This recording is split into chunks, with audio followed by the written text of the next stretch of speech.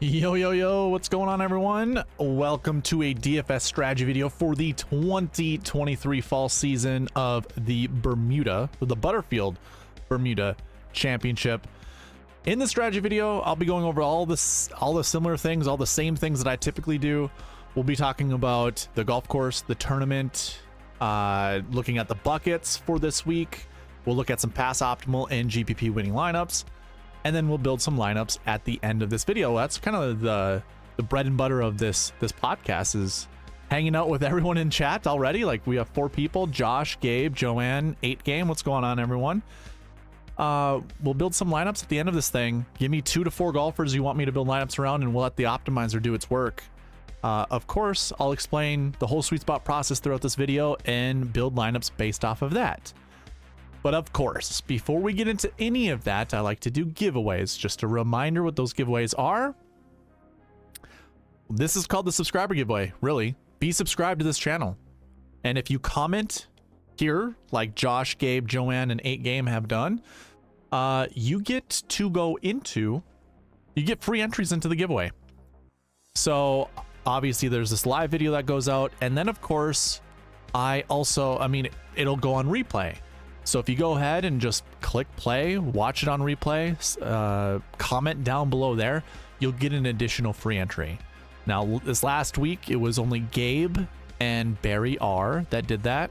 So I don't even think Gabe was in the live chat last week. So he only gets 1 entry because he did that. But if he had done both, he would have got 2 entries. And just like everyone in chat here, if you were to go and comment on any of those videos, all it does is help the algorithm out. That's why I ask for it, or that's why I always add those as like entries. If you go do that, you help me out, and then I can help you out in return, or at least give you an opportunity to be helped out a little bit more. So anyways, those are your ways of entering into the giveaway. And of course, every week I give $5 away. That's just the weekly giveaway for those that are participating in chat or commenting on the videos that I put out. Those are available to you. Or I should say, you're going to get an entry into that weekly giveaway. But then altogether, that goes into the monthly giveaway. And unfortunately, we didn't reach the sub goal, as you can see all the way over there to the left. 600 subscribers was the sub goal. Unfortunately, we didn't get that this month. We got really close. We're 6 subscribers away. And I bet you if I were to dig into my YouTube analytics, it's going to tell me that half of you are not subscribed who watch this channel.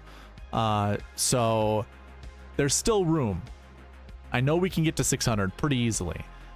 And if we do that next month, by the way, let's see, let me put something on the screen really quick. I'm going to put the schedule on the screen of when I, plan to stream, because I believe next week is the last week before the end of the season, or really the end of the calendar year. Is it this one? It is. Perfect. Okay, so we're at the Bermuda, 11-7. Next week is the RSM Classic. The Hero I have is a maybe. I'm not sure if I'm going to do a stream for the Hero. If I was to give you a percentage, it's probably going to be like 10%. Like, there's a 10% chance that I stream for that. If I think it's beneficial to do so, I will, but as of right now, I think I'd rather work on my database and try to get something close to being finished for the website. So I'm probably going to do that on that week. But next week, I will rerun the monthly giveaway. Because we're close to Christmas, I'll rerun the monthly giveaway. So we'll not only run it this week, which of course, you know, we didn't hit the sub goal, so I'm going to give away a t-shirt that has this logo on it right here to one of the lucky people.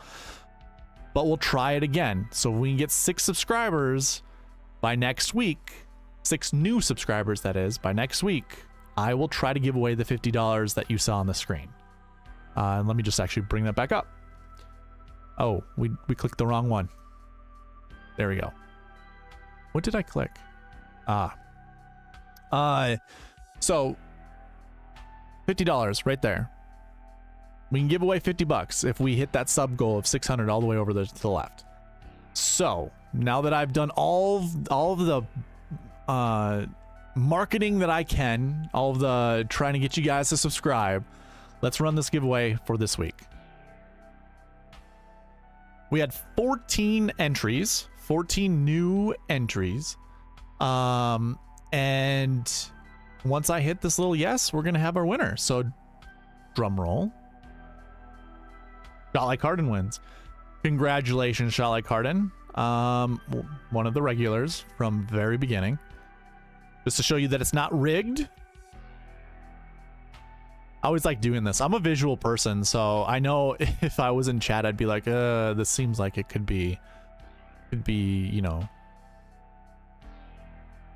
whatever you want to call it, rigged towards somebody, but it wasn't. So Shot Like Harden, congratulations, you win $5. Let's go ahead and run the monthly giveaway, which we had 40 entries over 3 videos in October.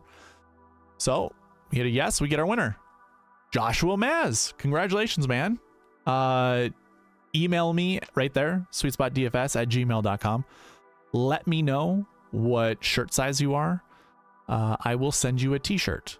Now, I have given the opportunity for other people to bank $15, because that's basically how much a t-shirt is, to bank $15 to go towards something else. So if I have a merch drop again somewhere in the future, which I really want to, I want to get like the sweatshirt in white, but I also want to get new t-shirts that just have kind of the round logo that I have. The, forget what it's called.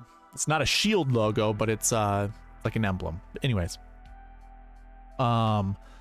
So you could always bank that. I know we have a couple users that, viewers, sorry. A couple viewers that are in chat right now that are banking their dollars that they've won. So Josh, you can do whatever you'd like. Email me at SweetSpotDFS@gmail.com. Let me know. And I think I know, Shot Like Harden. Keep track of that for me, please, Josh. I know you have 15. I think Joanne, I think she has 30.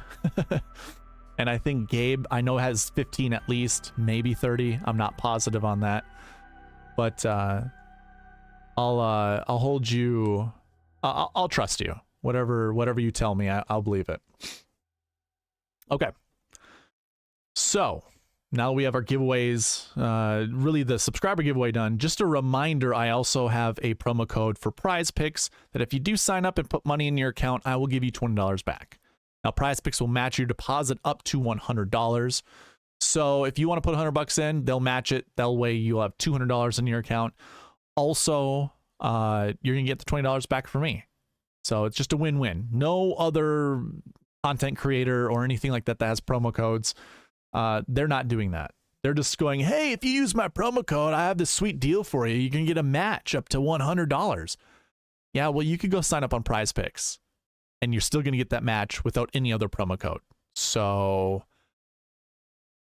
you're not getting anything special from them. However, you will from me. There's a link in the description for this.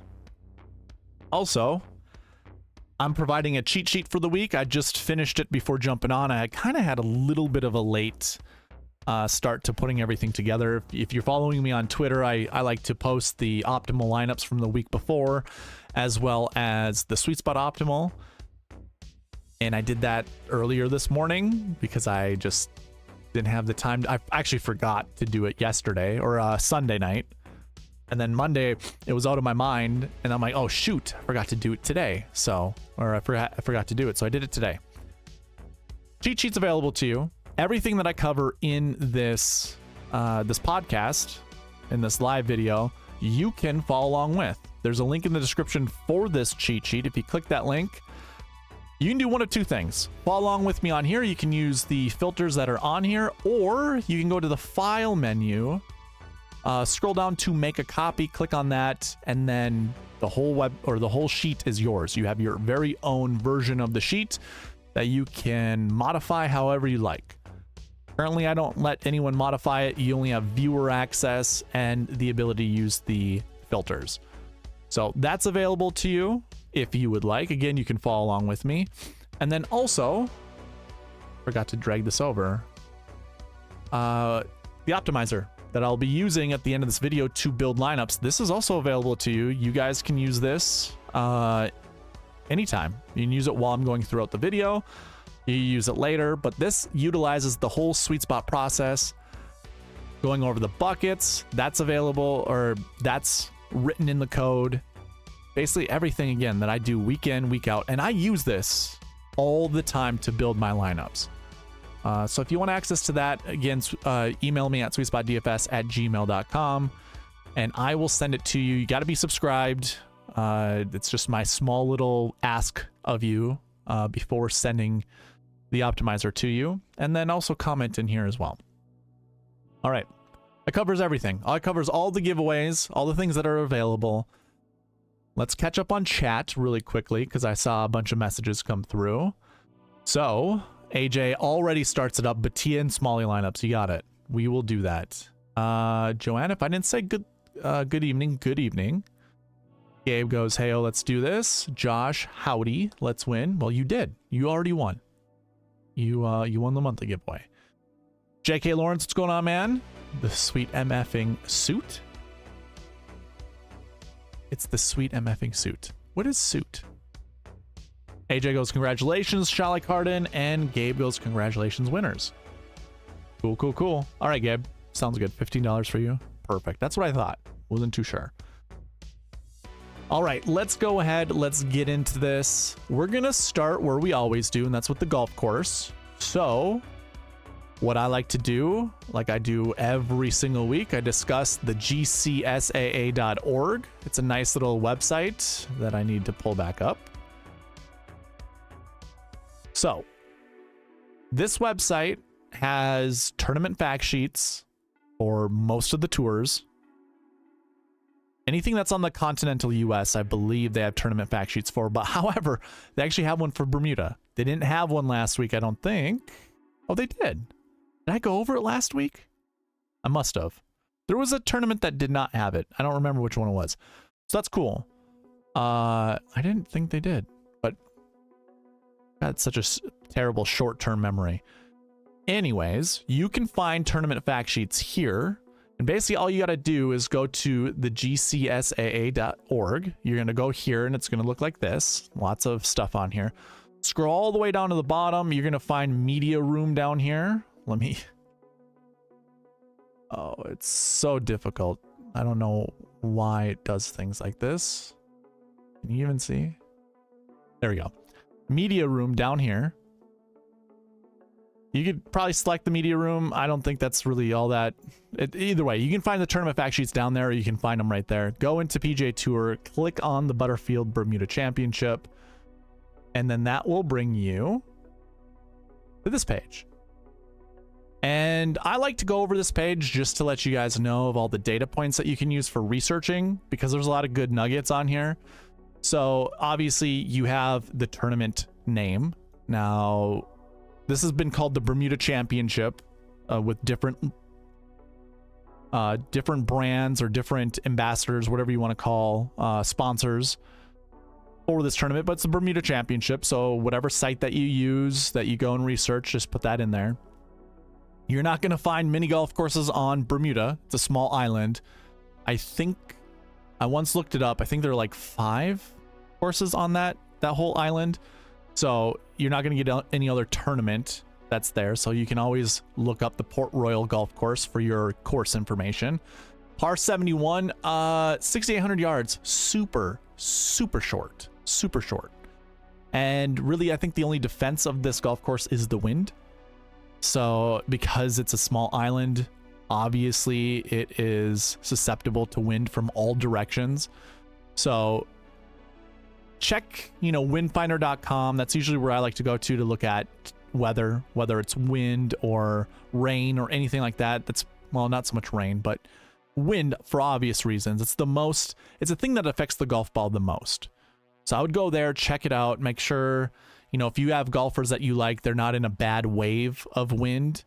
I wouldn't get too cute and try to go all 6 golfers in one wave or the other. For those that are unfamiliar, usually there are strategies that people like to deploy, like let's do all 6 golfers in the PM wave, all 6 golfers in the AM wave, or do a 4-2, 3-3, some kind of combination. One thing I want you to note, I always forget to mention this, and I don't even remember the last time I mentioned it. Usually I don't like to do all 6 from one wave. So PM is what I favor the most. I don't like to do more than 4 from the AM wave. So I include that in my optimizer when I'm building. That's just my preference. Usually I track this. I never really, very rarely do you see 5 and 1 or 6 and 0. So I always go like 4 and 2, 3 and 3. Those are the ones that I, like to do.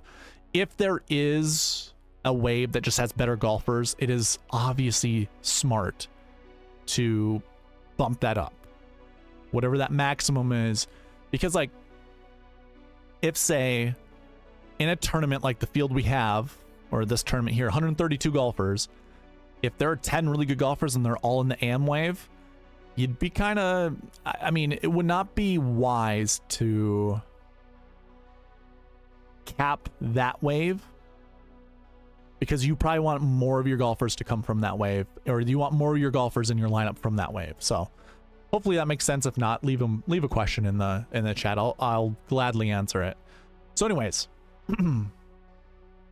wind is where we got, that's how we kind of spiderweb from there. Other things that I like to look at, so yeah, short golf course, obviously look at your wind. I don't necessarily care about the course statistics. Like 8,000 square feet is kind of large when it comes to your average green size. That just ensures like more people are going to hit greens. Doesn't ensure there'll be more birdies, but like last week, it was kind of a scoring fest. I think this week has the potential of that, as long as the wind isn't terrible. And always check Wednesday night. Why I don't really go over wind or anything like that on Tuesdays. Things can change and it's a waste of time. I'd rather build lineups and go over like strategies when it comes to building lineups versus trying to worry about the wind on a Tuesday night. So check Wednesday, make sure, everything looks good that way. We could always look at number of holes, waters in play. There are golfers that are a bit more aggressive, that are going to be a little more volatile, that will find the water more often. Those are golfers you have to worry about when putting in your lineups. And if you're building a cash lineup versus a GPP lineup, you kind of have to consider those things. Outside of that, the bread and butter for me is the turf grass. So you can see the greens, which is the most important surface to look at. It's Bermuda. That's all that I have in the cheat sheet. So if you follow along on the cheat sheet, you can see that I have Bermuda grass in columns AA to AD. If you expand this, it's empty. I'm not using a second grass, although there is a second grass. It's zoysia grass. I didn't keep track of zoysia grass when I started, keeping data for this. It's not that I can't go back and develop, a zoysia model or something like that. It's just I am planning to pivot away from spreadsheeting and putting it into a database. And once it's in a database, then it's already there.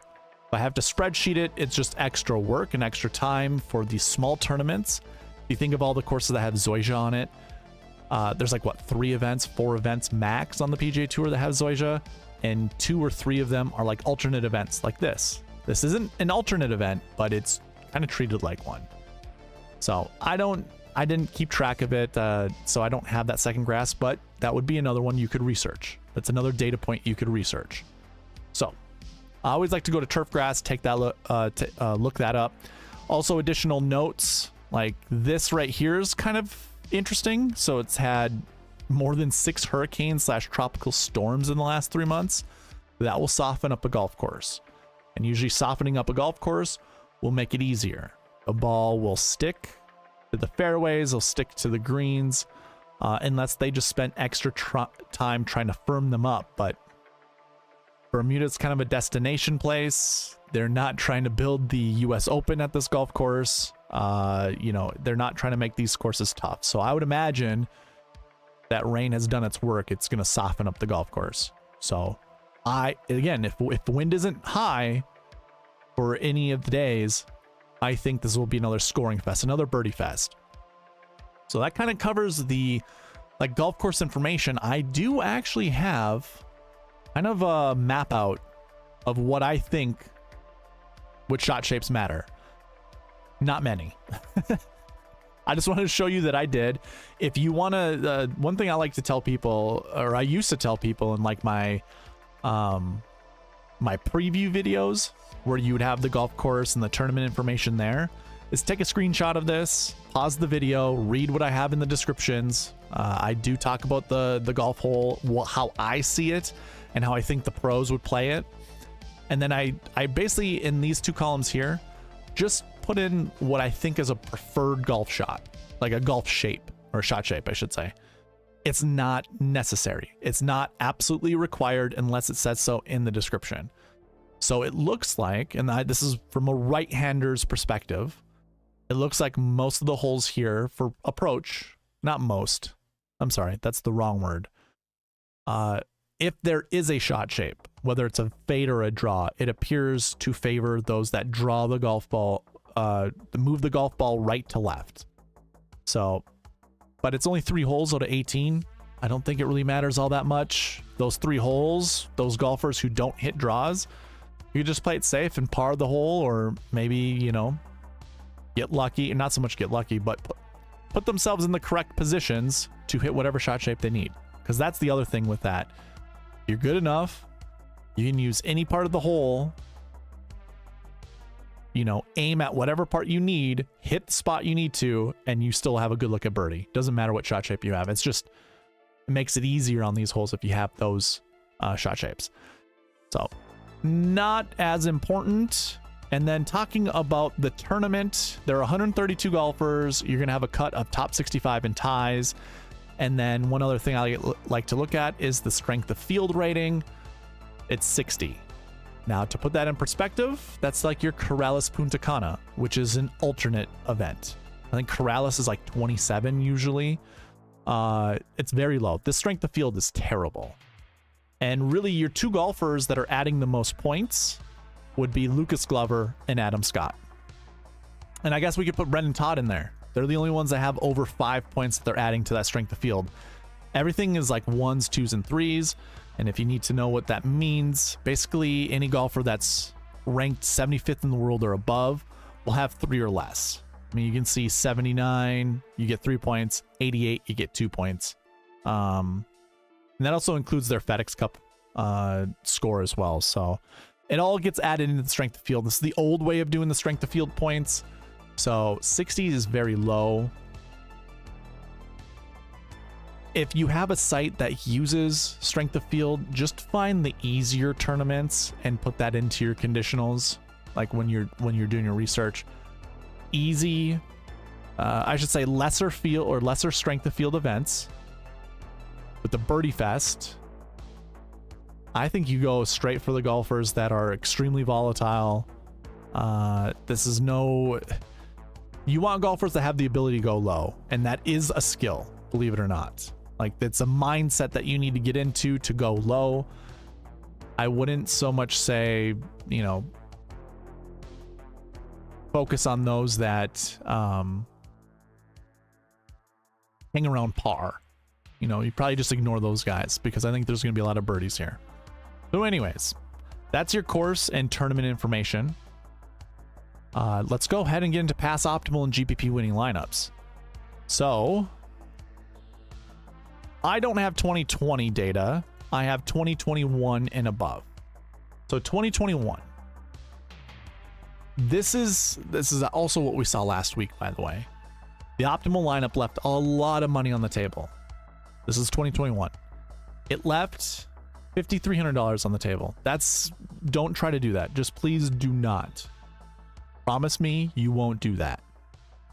Trying to leave that much money on the table opens up your lineups to so many different combinations that you can build.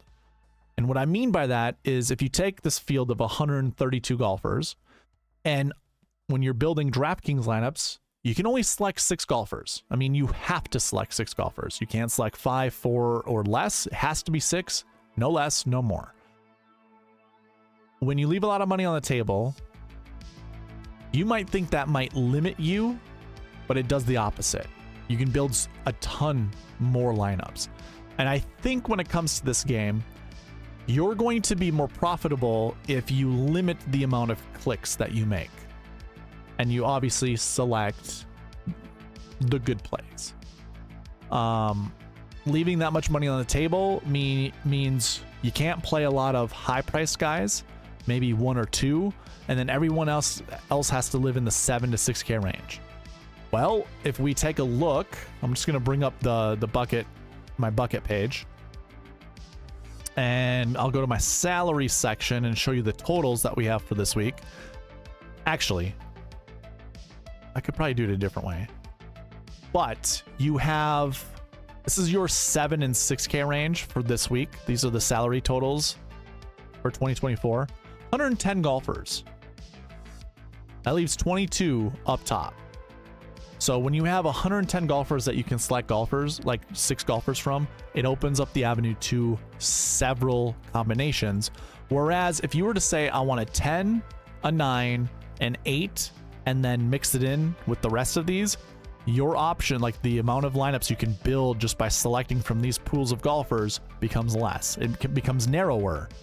And with that, gives you more of a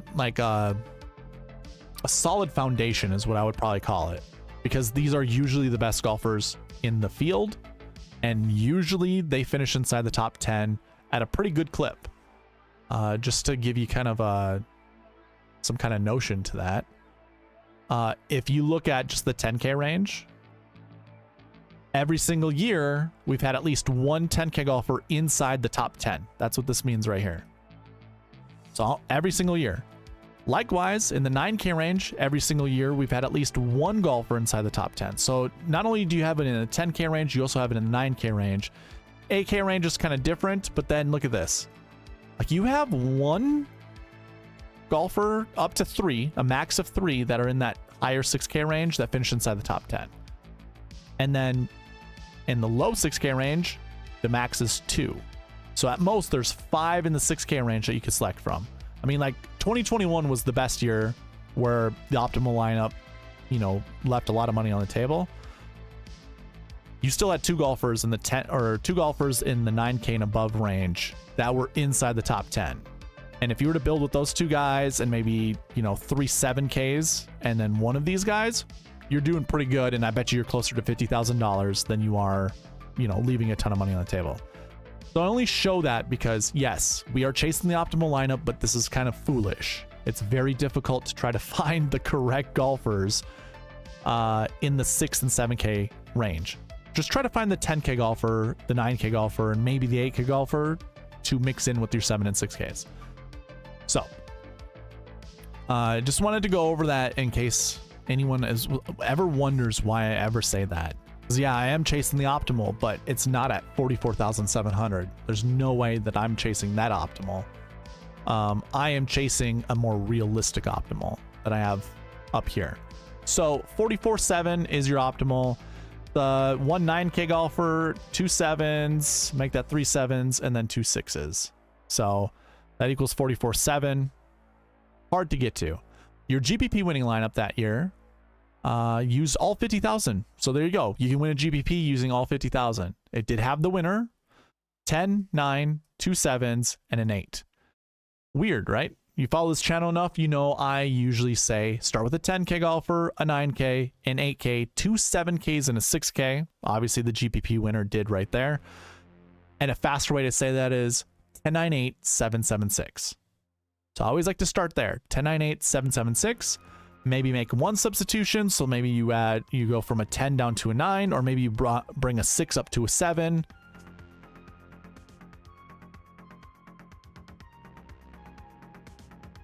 And just debris falling from the sky.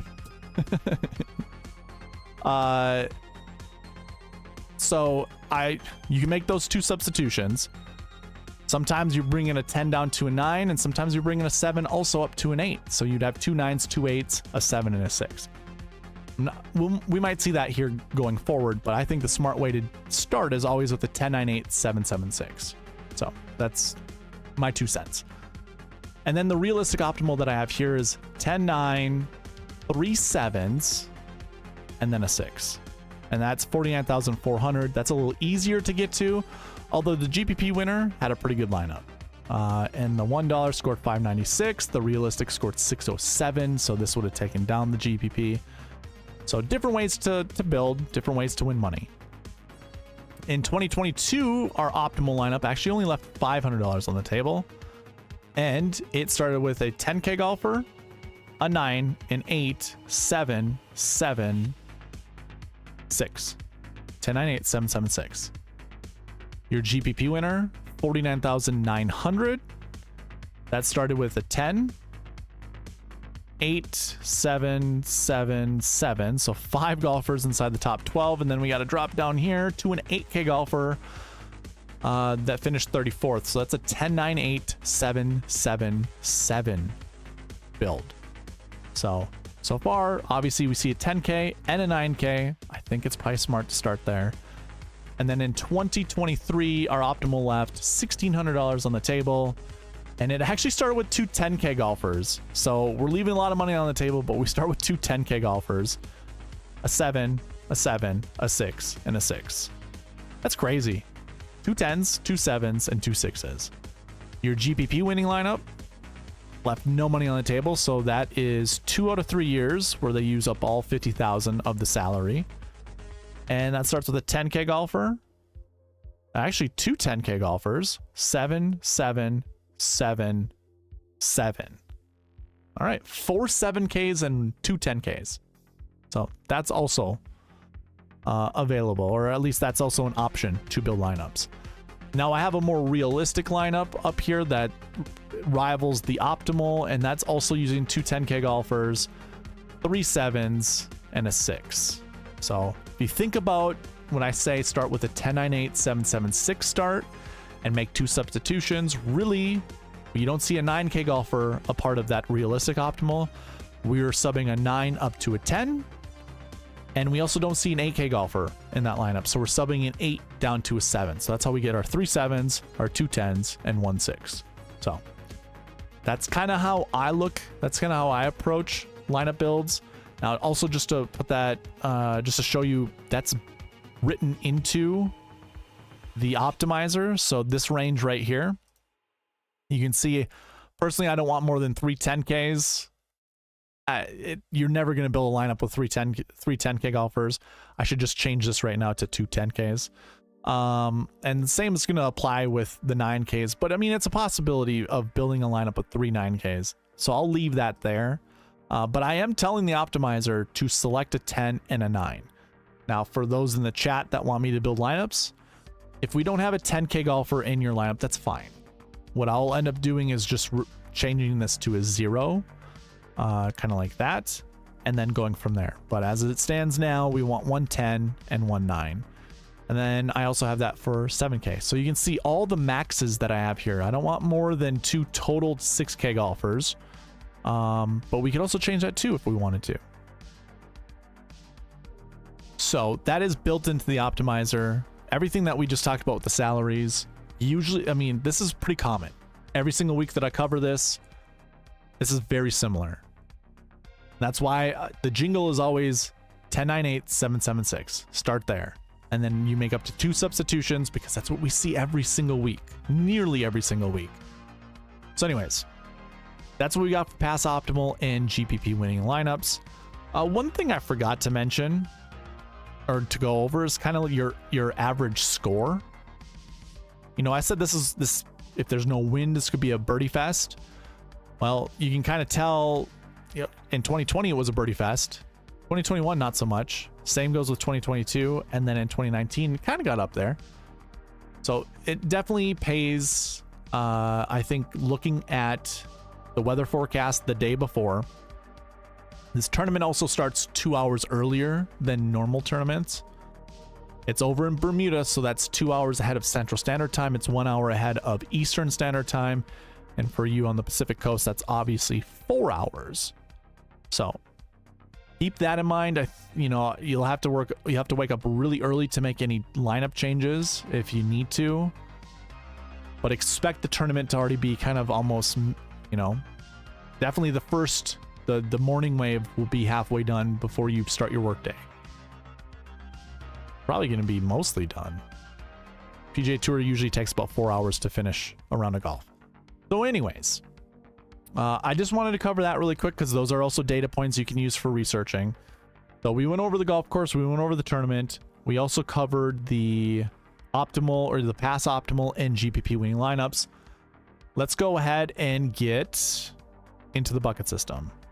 I want to start here. I'm not sure if I've started here before.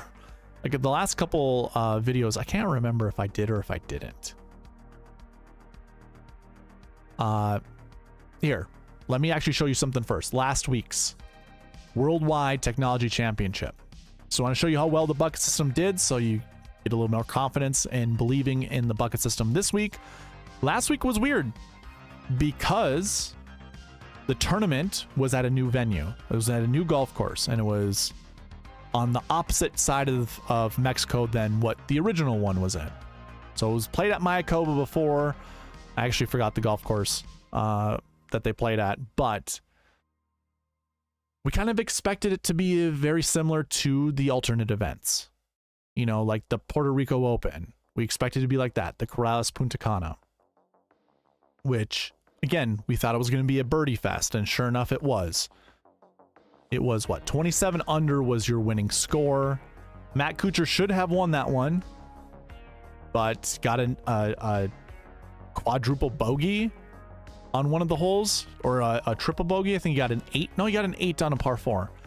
Yeah, snowman on a par 4. Not good. And obviously, those 4 strokes could easily won. But anyways, looking at the bucket system for last week, I tracked the success over here, and basically what I'm doing is, one, I'm projecting how many golfers from each of these buckets will finish inside the top 10. So how that looks for last year ones, we have this minimum projection, we always round down. So this 0.89 rounds down to 0. For this max projection of 1.48, we always round up, so that becomes 2. So I'm projecting anywhere between 0 to 2 golfers from this last year one bucket to finish inside the top 10. Now, before, you know, just to show you why that matters, or why it's important, or why I do this every single week, well, we have 12 golfers in that bucket. Or we had 12 golfers in that bucket. You might think to yourself, hey, I like these 6 golfers, and each 6 of those golfers might be in that bucket. That would be foolish. I'd be telling you, don't do that. I'm only projecting somewhere between 0 to 2. So what you're already doing is you're kind of trimming your player pool to not include more than 2 last year one golfers, which were golfers who topped 20 the year before, in your lineup. Now, in order for this to be a success, it's first going to look to see how many golfers finished inside the top 10. And there was 1. So right away, it was a success. I said 0 to 2, there was 1. So just think of that. If you were to build lineups, if you're hand building lineups and you're like, okay, Eric tells me I'm not supposed to play more than 2 golfers from this bucket. Well, there are 12. So which golfers do I kick out of my lineups? So boom, you can already write out 10. Write out 10 of them. Maybe you already know you just only want to play 1. Maybe it's the right one. So there you go. So obviously that means that was a success. Now, I also have an optimal lineup. The OL means optimal lineup, and then SweetSpot optimal. I'm also tracking that as well. So for instance, let's say we have a higher number inside the top 10. So 3 actually falls outside of this 0 to 2 projection. Okay, you would say that's a failure, but it wasn't, because there were actually 2 in the optimal lineup. Some kind of cheating when it comes to, you know, writing out the successes. Quite frankly, if you find a golfer inside the top 10 you can build your lineup around, it doesn't really matter. If you have 6 of your golfers inside the top 10, very rarely are you going to lose a GPP. And that's really what the whole goal that we're aiming for is, to win a GPP.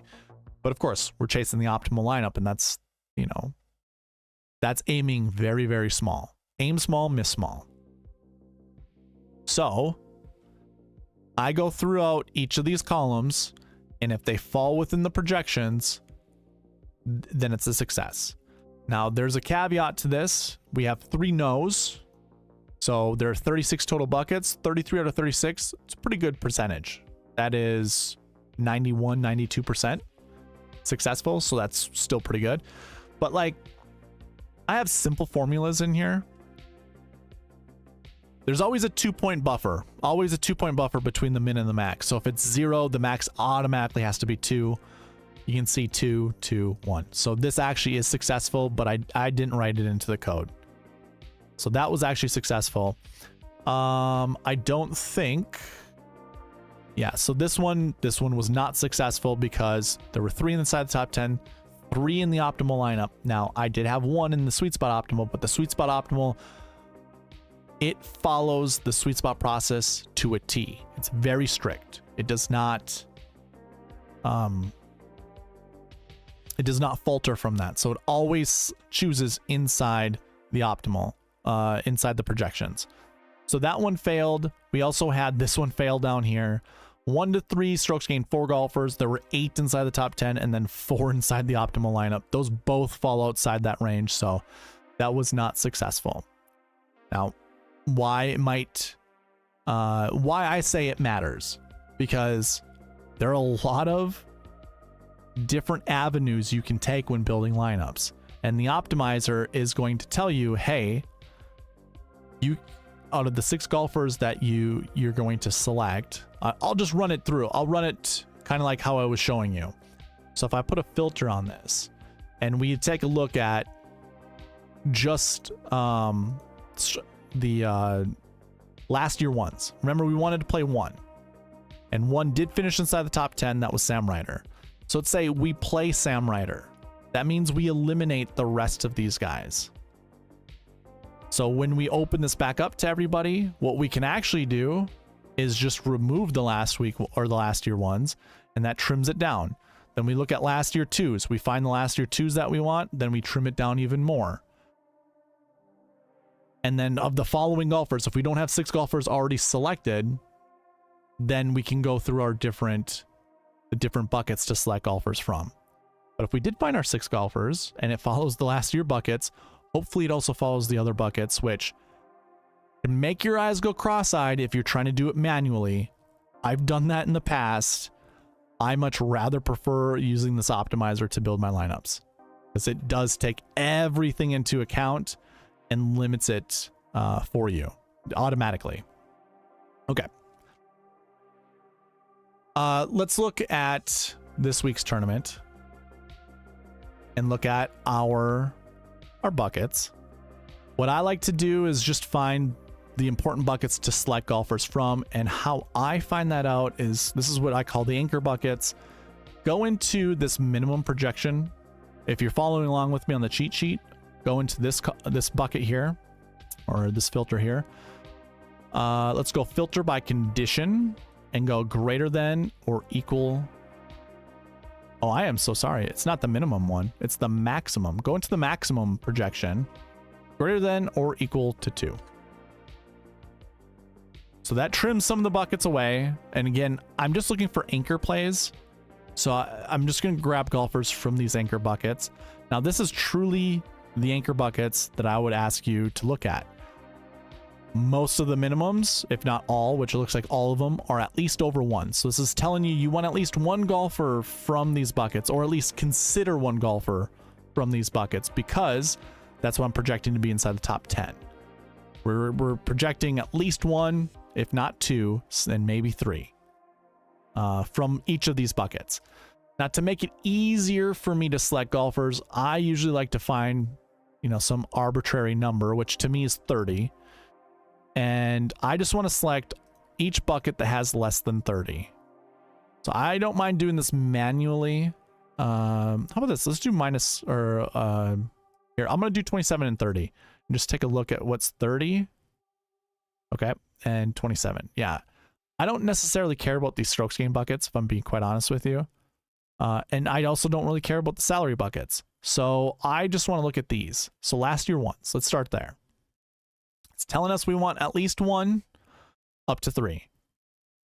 So we go in here and look at our last year ones. And we have 2 golfers that start in the 10K range. Then 1 9K, 1 8K, and the rest are 7s and 6s. So if we want at least 1 golfer from here, the question you should ask yourself is, are these 4 golfers that are 8K and above, and really you could call Alex Smalley a 9K golfer. Any of these 8K golfers and above, do you want to anchor your lineups around? And if you do, then perfect. You start here. Now, what I kind of like to do sometimes is cross out names, like eliminate names.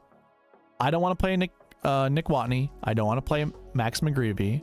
I know my boy Byron, back 9 bets, I know his thumbnail was Brian Gay, or not thumbnail, something in Twitter. I don't care to play Brian Gay. Lingmerth kind of interests me. He is 39th in my models, so that's pretty decent. Harrison Endicott, I think, is a very talented golfer, so he's also someone to consider to play. But here's the thing. What I like to say is don't fall in love with a 6K golfer. Don't disrespect one, but also don't fall in love with one. So personally, I wouldn't want to anchor any of my lineups around a 6K golfer anyways. So it's really just looking at these. I'm not anchoring around Novak. I'm not anchoring around Marty Doe. Neither am I anchoring around Justin Lauer. Personally, to me, it's the choices between these 5 golfers. And quite frankly, I should say the top 4, I have no issue anchoring around. Alex Smalley, Ben Griffin, Akshay Bhatia, or Thomas Dietrich. Those are 4 solid golfers, and if you wanted to start here, I don't blame you. I think this is a smart choice to start from.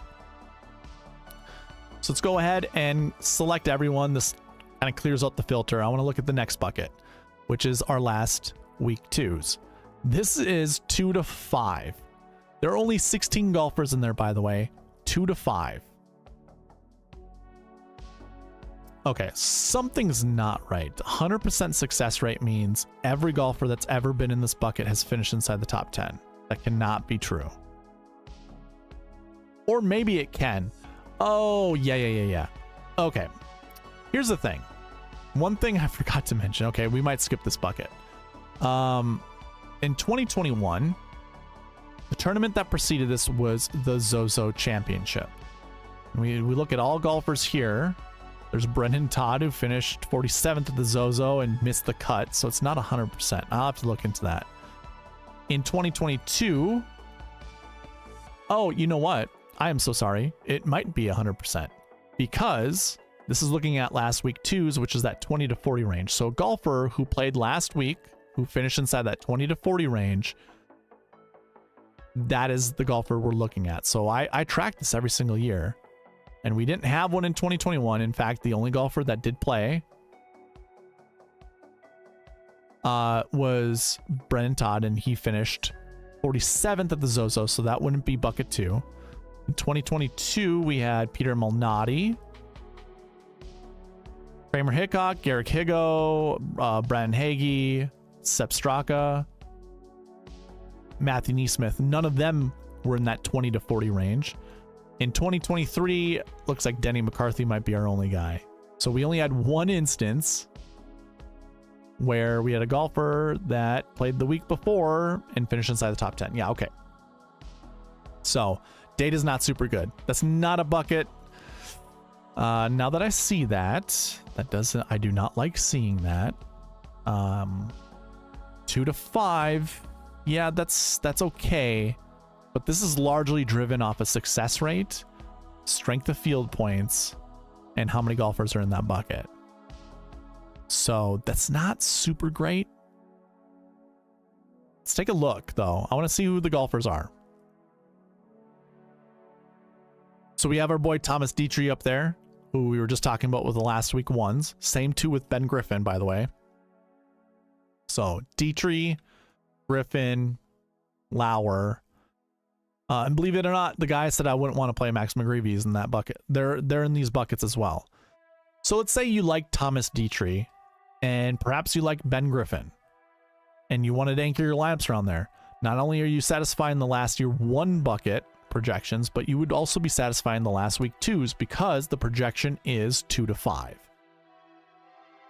That's what I have here. But when I look at this range, or these golfers, I don't see like a solid 2. This is very similar to the last year 1 bucket. So yeah, Dietrich, I don't mind anchoring around. Herbert, I probably wouldn't, although he's won this tournament before. Griffin I like, so I wouldn't mind anchoring around Griffin, or at least considering it. Hardy, Duffy, no, I wouldn't anchor around those guys. Schmid, I also would not, and I wouldn't anchor around any of these guys. So what I am going to do is the last week 2s, it says 2 to 5. I'm really just going to go 1 to 4. I don't like that bucket enough to feel confident that I just don't see up to 5 golfers finishing inside the top 10 from this bucket. I mean, I could be completely wrong, but I just don't. So I don't know. What do you guys think? Gabe says, gotta run. We'll catch the rest in the morning. All right, Gabe. And Ryan is in the chat. What's going on, man? Who are your 2 favorite golfers? Or what are a handful of golfers you like this week, Ryan? Okay, so yeah, I think, yeah, 1 to 4 I think is a pretty good projection. 2 to 5, that seems a bit much. But that's fine. I think that's fine. Course history 1. So here's an interesting one. I wouldn't necessarily call this an anchor bucket. This is barely over 2.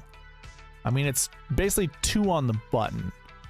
And because that's like 2 on the button, I always drop the minimum down. I never go high. Like this is course history 1. I don't, this would not be an anchor bucket. And I have written it into the optimizer 0 to 3. However, if we take a look at these golfers, so in course history 1s, make sure you clear out any of the other filters if you're following along or if you're doing this yourself. Course history 1s. Thomas Dietrich's up there again. Akshay Bhatia, Lucas Herbert, Alex Noren. So I could actually switch it back to 1. I could do 1 to 3. And I think that's fine because the more and more I look at this, the more and more I don't want to play Dietrich, Bhatia, or Griffin, Ben Griffin. Those 3 golfers are showing up a lot, and I don't mind that. Even Alex Smalley, he's been in a lot of the good buckets as well. So very, very interesting. Okay, so yeah, course history 1s, that makes sense. That could be an anchor bucket for sure. Course history 6s, so golfers who have never played this tournament before. So I think a lot of people would come to this event if they were a rookie, because this would be, again, this is a fall season event in 2023. That doesn't mean what it used to mean, where this goes towards next year's FedEx Cup points. This is just to fill in the last 75 positions for next year. So none of the points that are accrued here in this event will go towards next year, except for if you were to think about it, they're trying to get their card for next year. So technically this does work towards next year, but every single year you would have your young golfers, your rookies that are coming from the Korn Ferry Tour, over here. Or you might get a lot of your journeymen like Brian Gay, for instance, who has won this event before, might come here to try to get enough points to start the season out with. So then they can make their card for the next season. So it's easier to start at tournaments like this. And why I think this bucket is as high as it is, it's because we used to have a lot of golfers in this bucket. Yeah, so I usually like to go average per year. So yeah, 25 nearly, and then 30 this year. So we actually have more golfers this year than we have in the past. And at least 3 have finished inside the top 10. 2 have been in the optimal line, at least 2, by the way, and at least 2 were in the top 5. So what that tells you is course history doesn't necessarily matter at this course. If you wanted to take a look, it really doesn't matter. I shouldn't say, yeah, course history. We're looking at course history 6s, right? Yep. So I think what, Adam Scott is one of those guys, I'd imagine. Yep. So Adam Scott alone kind of, you know, fills this bucket. I think he can go low enough to win this event. It's interesting that he's here. I wonder if it's a vacation thing. I wonder if it's a business thing. It's weird that he's here. He just never used to play a lot of events, you know, like it always felt like he had 8 events under his belt going into like the US Open or the British Open, you know, early, like in the middle of summer where the season's almost done. Like he's getting to the Wyndham, the last event, and he only has 12 events under his belt when there were 40 events played prior. So it's interesting seeing him here. The rest of the golfers in this bucket, I don't think are golfers I really want to anchor around. Like Ryan Palmer had a good finish last week, but I don't care to anchor around him. I already said I didn't want to anchor around Duffy. Certainly not going to anchor around Vince Whaley or even Peter Quest, any of these guys. I don't mind playing them. Don't get me wrong. I don't mind playing them, but I'm talking about anchoring around them. So I don't know. The projection's 2 to 4. I'm maybe not as comfortable doing 2 to 4. Just from the eyeball test, I'm going to drop this. Oh, I already did. I dropped it down to 1 to 6. Good. I'll let you know. I didn't drop that down to 1 to 6 because I saw what golfers were in there, or 1 to 4. I'm sorry. I didn't drop them down that way. I basically did because this 3.03. Oh, I didn't mean to open that up. Stupid. This 3.03 right here is close enough to under 3 that I don't mind dropping the minimum down to 1. And quite frankly, it's not going to hurt us if we drop the minimum down to 1. Now, having it at 2 helps us narrow our player pools even more, but I really don't care. 1's good enough. And looking at the player pool, I'm glad I did that. And then really the last one that I want to look at is recent form 2s. This actually technically isn't an anchor bucket either, because our minimum over here is less than 2. So our maximum over here is it rounds up to 2. That means the minimum drops to 0 automatically. And let's take a look at our recent form 2s just to make sure that's correct, that we want to do that. There's a lot of decent golfers in here. I'm cool with just keeping it 0 to 3 is what I have it set at on the optimizer. I'm pretty sure. Recent form 2s, yeah, 0 to 3. So I'm fine with that. And then the rest of the buckets, salary, 10K and above, I have 1 to 3. 1 to 3. That's, yeah, I'm pretty comfortable with that. Choosing one 10K golfer from the golfers that we have in the 10K range, I think that's the right move. Same goes with your 9K range. And then strokes gained, I just recommend if you want to know what the strokes gained buckets are, check out the video in the description that talks about the bucket system. I do strokes gained a little bit unique to most. I just put them in buckets because I want to track this stuff to see how well the buckets do, how well strokes gained stats do as snapshots leading into events. So that's kind of what these 2 buckets are. And I'm showing 1 to 3. Now, the thing is, you don't even need to know the buckets. It's already built into the optimizer. So if you want to build lineups with the optimizer, you can certainly do so. So we have those all built in right here. So yeah, that concludes the anchor buckets. And usually I just like to go over the anchor buckets because it's quicker. It's a great way to make get your mind going with who you might want to anchor around, because this next segment in the video is talking about the marquee tee times, and the marquee tee times are really going to help us narrow down on 2 to 4 golfers we want to build lineups around. And again, I build lineups at the end of this video, so if you want me to build lineups around 2 to 4, leave them in the chat and I will do just that. I also recommend following along with the anchor buckets as well, or not so much the anchor buckets, but what we just learned in the anchor buckets to go along with the marquee tee times. So what the marquee tee times are is a rank order of how good the groups are that are playing together, that were put together in this field. So I look at every group and I rank order them based off of their total sweet spot ranks.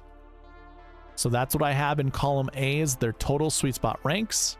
Whatever's lowest is the best group, and that is your Lucas Glover, Nick Hardy, Davis, Riley group. So out of those 3 golfers, I don't really care. Actually, let me back up before we get into the golfers.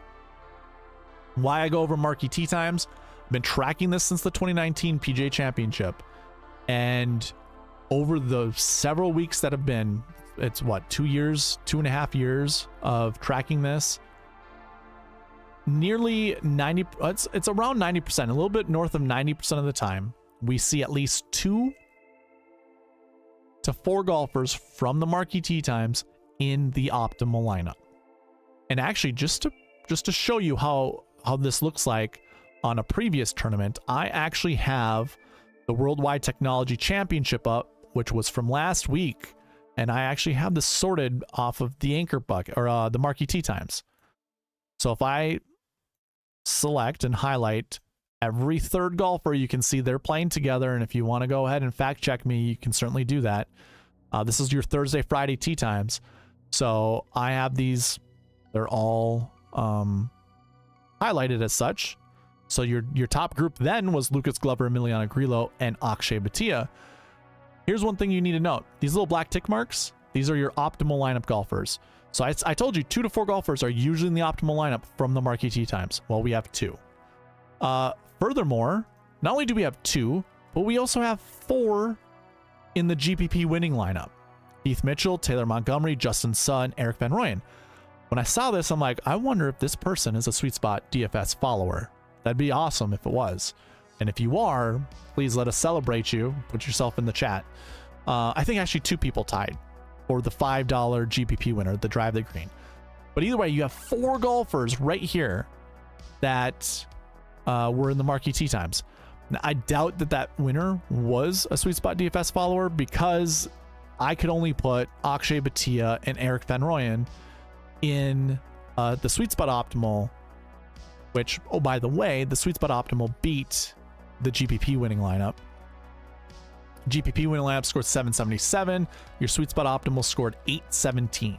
So we beat it by 40 points. And that would be all the golfers here in the green. That's your SweetSpot Optimal. The black tick marks, like I said, these are your optimal lineup golfers. And then the ones that are highlighted in blue, those are your GPP winners. So the SweetSpot Optimal beat the Optimal. And again, the SweetSpot Optimal follows the SweetSpot rules 100% of the way. I do not alter them whatsoever. I basically rerun the optimizer with the DK points as opposed to my own metrics, and it spits out what is the optimal lineup for the SweetSpot process. That takes down a GPP. If we had those golfers, you know, we'd be rich. We'd be that much richer. So anyways, just taking a look at this, not only did you have 2, just count the actual golfers that are part of the marquee tee times that were either in the SweetSpot Optimal, the Optimal, or the GPP winner. We had 5 golfers. Now I say 4, and obviously the GPP winner had 4. There are only 2 Optimals and there were 2 SweetSpot Optimals. So again, that 2 to 4 number, I don't just make it up out like randomly. It is data driven. It is what we see on average. 2 to 4 is a big range, but there are only 27 golfers in this pool. If you think about it, it's 9 groups that are the marquee tee times, and I'm telling you, just like 2 to 4, and on top of that, you don't want to pair them up. You don't want to pair golfers up in the same lineup or in the same tee time, the same group. So again, when you look at the Worldwide Technology Championship, Eric Van Rooyen down here, he was in Group 10. It was just him. Justin Suh was in Group 6. It was just him. Taylor Montgomery in the GPP winning lineup, he was in Group 29. It was just him. Now, Mackenzie Hughes finished 7th. You probably could have built a lineup with Hughes and Montgomery, and it would have been just fine because the salaries there are good enough. And then Keith Mitchell was in group 12 with Lucas Herbert and KH Lee. He was by himself. And then you have Batia up here as well, and he's by himself. So they're not paired up together. So basically you have 9 groups that you want to select 2 to 4 golfers from. And when you select a golfer from a group, you just X out the other 2 golfers that are in that group.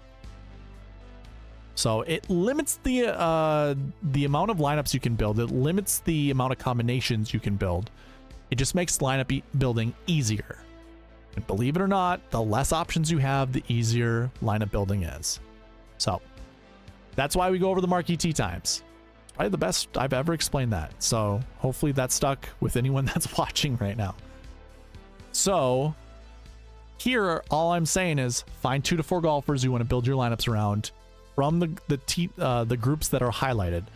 So we have Lucas Glover, Nick Hardy, Davis Riley in group 1. In the second group, it's Alex Noren, Justin Lauer, Patton Kizzire. In group 3, it's Pendrith, Marty Doe, Jimmy Walker. In group 4, it's Hubbard, Ben Martin, and Austin Smotherman. Group 5, you have Batia, List, and Villegas, who I want to talk about Villegas here shortly. And then you have Todd, Brendan Todd, Lucas Herbert, Nicholas Echeverria. By the way, this group is your specialist group when it comes to Bahama golf. Let's just call it like Bahama golf. I think it's the best way to put it. Any course that's in tropical in a tropical climate next to the ocean, we'll call Bahama golf. Brendan Todd has won this event before. He's also won the OHL, or the Mayakoba tournament. Lucas Herbert has won this tournament before, and Nicholas Echeverria, or Nico, I think that you call him, he won the Puerto Rico Open. It was that or Corrales, one of the two. Bahama golf once again. So this is your specialist group. I wouldn't be surprised if a golfer from this group finishes inside the top 10. And then in group 9, you have Adam Scott, Ben Griffin, and Brian Gay. And then I have some kind of like alternative, or not alternative, I call these honorary mention groups. MJ Duffy, Andrew Novak, Bryce Garnett, and then Harry Hall, Scott Piercy, Charlie Hoffman. So those are 9 groups. Select 2 to 4 to build your lineups around. And well, personally, we'll do that in a very, very short time. We'll be building lineups here within the next couple minutes. So find 2 to 4 golfers from here to start your lineups with, and then you exclude everyone else that are in those highlighted groups. It makes lineup building so much easier. Personally, golfers that I'm most interested in would be Brendan Todd, Lucas Herbert, Adam Scott, Ben Griffin, Batia, and List. We'll get to Villegas here. I do like Ben Martin at 7,300. I don't mind Mark Hubbard. I don't think I'd anchor around Mark Hubbard. In fact, I wouldn't even anchor around Ben Martin. Sorry, I wouldn't do that. I like Pendrith and Lucas Glover. So those are 8 golfers that I have my eyes set on, that I'm considering. And if I needed to eliminate golfers, I think I would do it in this order. It'd be Pendrith, and then List, then Herbert, Brendan Todd, Ben Griffin, Batia, Glover, Adam Scott. So that's kind of the list that I would probably go back on, like, from there. First, I would try to build lineups with any of those combinations of those golfers, and then see which ones work the best. And because believe it or not, when you use the bucket system, the sweet spot process, if you do select 2 golfers, you might not have access to the golfers that a different combination of 2 golfers will have. And I'm not going to go into the details of that because we'll be here for hours. But just know that there are certain rules you have to follow, and with those certain rules create different avenues you can go down that you can't go down with other combinations. So anyways, do you have 2 to 4 golfers that you're interested from the marquee tee times to build your lineups around? If so, leave them in the chat and we will build lineups. I do have one lineup or one combo of golfers to start building lineups with, so I'll go ahead and pin that to the chat. I'm going to change the music. This seems a little slow for what I'm feeling. Ooh, let's do the 80s crime thriller.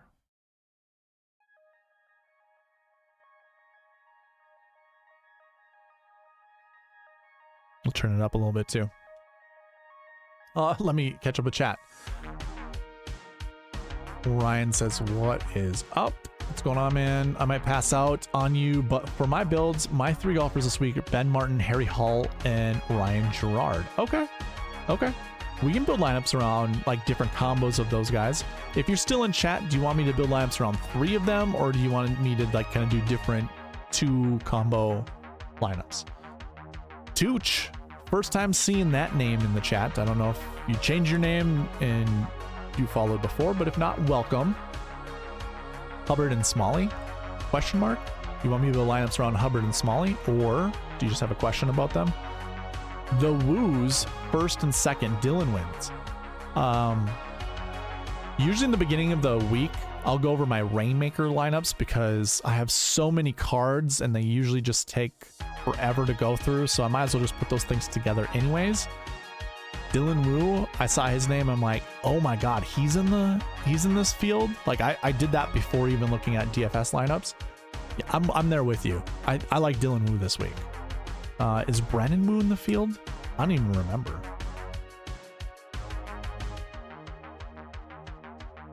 Oh yeah, they're right next to each other.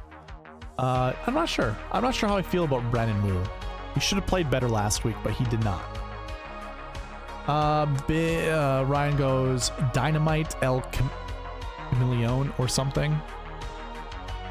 Oh, you're talking about the golf course. Yeah, I don't know. I forget. J&A Golf, what's going on, man? That's also the first time I've seen you in here.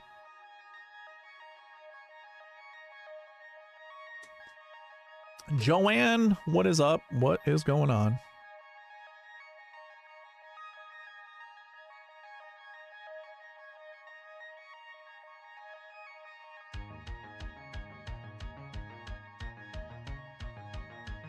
So for those of you that are not subscribed, next week, I ran a monthly giveaway earlier on in this video. Next week, I'm going to rerun it. And really the monthly giveaway is either giving a t-shirt away or giving $50 away. The only way I give $50 away is we reach the sub goal all the way over there to the left that you see. So we're at 594 to 600. So we just need 6 new subscribers and I will give away $50 next week. So if you are new to the channel, you like what you've been seeing so far, perhaps maybe you don't like what you see, you only need to be subscribed for 1 week. Participate in the chat, get your free entry that way, and have a chance to win $50 next week. So it is entirely up to you. We'll run that next week. Anyways, let's go ahead and build some lineups. So this optimizer is available to you all. If you would like it, just email me at sweetspotdfs@gmail.com and let me know that you're interested in using it. So AJ Love says Batia and Smalley lineups. I like the start. I hope my optimizer works because earlier it was slow. I've been keeping my computer on, so I don't know if it's just although it didn't even show my CPU being used that much. But we'll see. Just discovered the channel, just subscribed. Thank you, Tooch. You will be, I think I've got like 7 more subscribers to go, but your name will be over there as new subscribers sometime soon. But yes, thank you. Thank you very much. Akshay Bhatia, Ben Griffin, Alex Smalley, Brandon Wu. So we got one of the Wu boys up there. Carl Yuan and Paul Haley. When was it? It was 2 weeks ago or 3 weeks ago. I think Paul Haley showed up in one of my lineups and I'm like, we don't play Paul Haley on this channel. We just don't, because he can't score. He can't make birdies. And Paul Haley was either your first round leader or he was close to the first round leader. Now, thankfully, he kind of fell off the face of the planet after that, but I almost ate my words. Because I'm like, what the heck? I still believe that. I should say this, I still don't believe in Paul Haley, so I don't really like that lineup. AJ Love goes, I am here. Okay, well, if you see a name that appears more often than you're comfortable with, like, say, Brandon Wu, if you don't want me to play Brandon Wu, just say kick Brandon Wu out. And anyone that I'm going to build lineups for, all you have to say is kick XYZ out of lineups, and I'll just lock them out. We won't play them anymore. Akshay Bhatia, Ben Griffin, Alex Smalley, Brandon Wu, Carl Yuan. So Carl Yuan and Brandon Wu show up twice now in the last two lineups. I don't care for it. Dylan Fratelli, he needs to turn it around for me to have trust in him. This is an interesting lineup. Akshay, Ben Griffin, Alex Smalley, Lipsky, Yuan, and Chappell. I like this lineup a lot. I'll tell you why. I like Lipsky. Lipsky, I think during, was it the API? I know that's the one that, I can see his face. I can't remember his name. What the hell? I didn't even tell you Bryson's old caddy is caddying for him. Can't think of his name. It'll come to me. I think Lipsky was first round leader, second round leader, something like that of that tournament. And that's a hard golf course. I'm not saying that that has any equivalence to this tournament, but it just shows you how talented Lipsky is. So I have no issue playing a Lipsky. And Chappell, by the way, guy shot 59 once. That takes a certain mindset that I want in my lineups. I'm going to make everything 100% just to make lineup building easier, and so we don't have to really worry about conditionals that are in here for ownership. So yeah, I like him and Chappell. DF, did someone say first round leader? Was your name, were you the first round leader before? Or do you know who the first round leader is going to be this week? Or what are your top five bets for first round leader? Bhatia, Pendrith, Smalley, Martin Laird, Carl Yuan, and Bryce Garnett. I like that one too. You know what I forgot to do? This is so I love YouTube. I love anything that has a platform where videos can be put on. I hate pictures. I should say I hate pictures. I don't care for pictures, so Instagram's not my jam. Don't care for Instagram. I know videos can be put on there, but it's not my jam. I'd rather watch videos. Twitter's the other thing, or X. I know to market myself, I should put more of my stuff on there, or I should be more active on there, but I just can't get around to doing that. So what I'm going to do, let me go ahead and post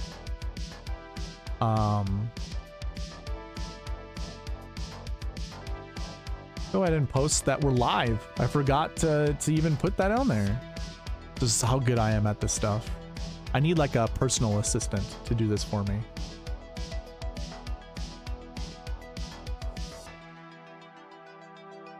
I will go as quick as I possibly can. Bermuda Championship.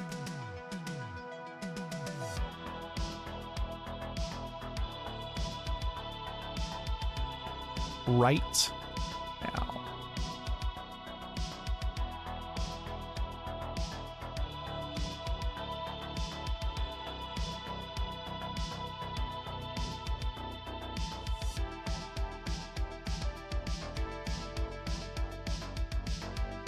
Okay. The picture on there, and then we're good.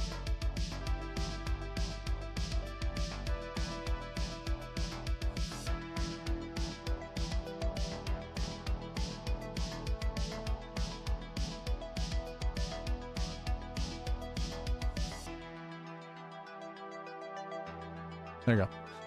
Not my best work, but here we are. I must have lost a ton of viewers there.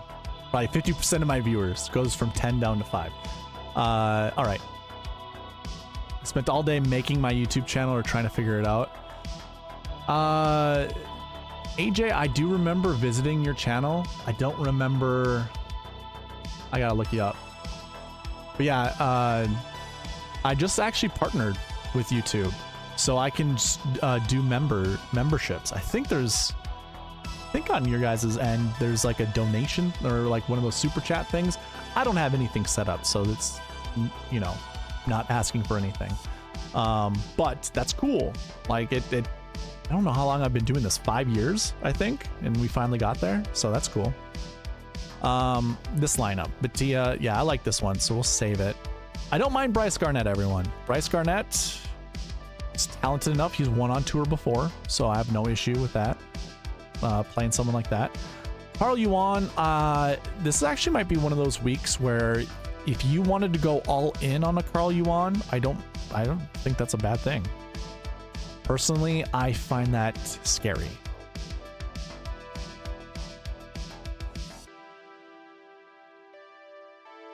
Batia, Griffin, Smolik, Kazire, Yuan, Gerard, Ryan Gerard.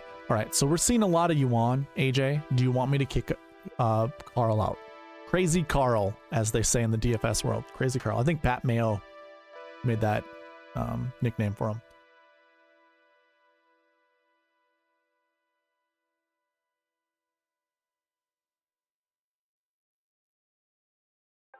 I'll just run another lineup. You let me know if you want Karl Yuan kicked out. I think he's just going to keep showing up. And he sure does. Nicholas Echeverria. Or Nico. I don't want to play that much Nico. I also don't really care to play Harry Hall all that much. You want him kicked? Okay, cool.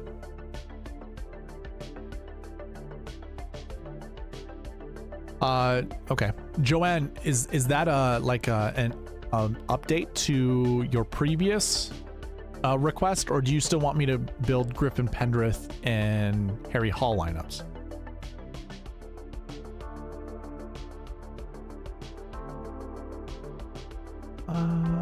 Karl Yuan, we'll kick him out. And I want to bring back Echeverria. Let's see if he shows up with someone else.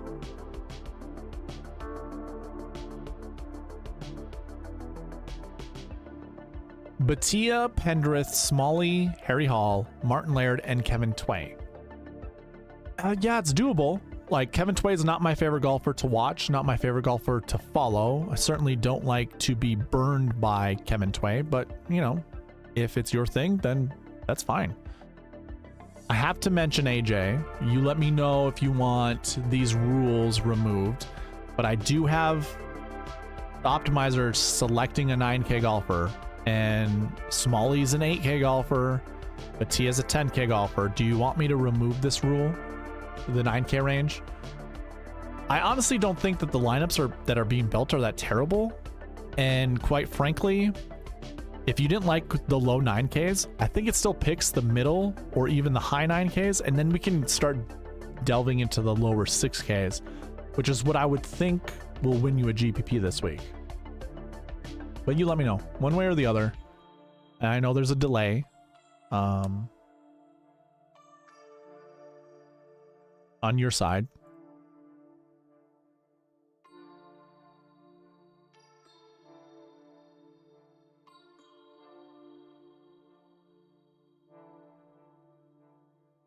Okay, Joanne. Thank you for letting me know. That's a pretty good combo. Griffin, Pendrith, and Smalley. Joanne, I know this is going to be an issue.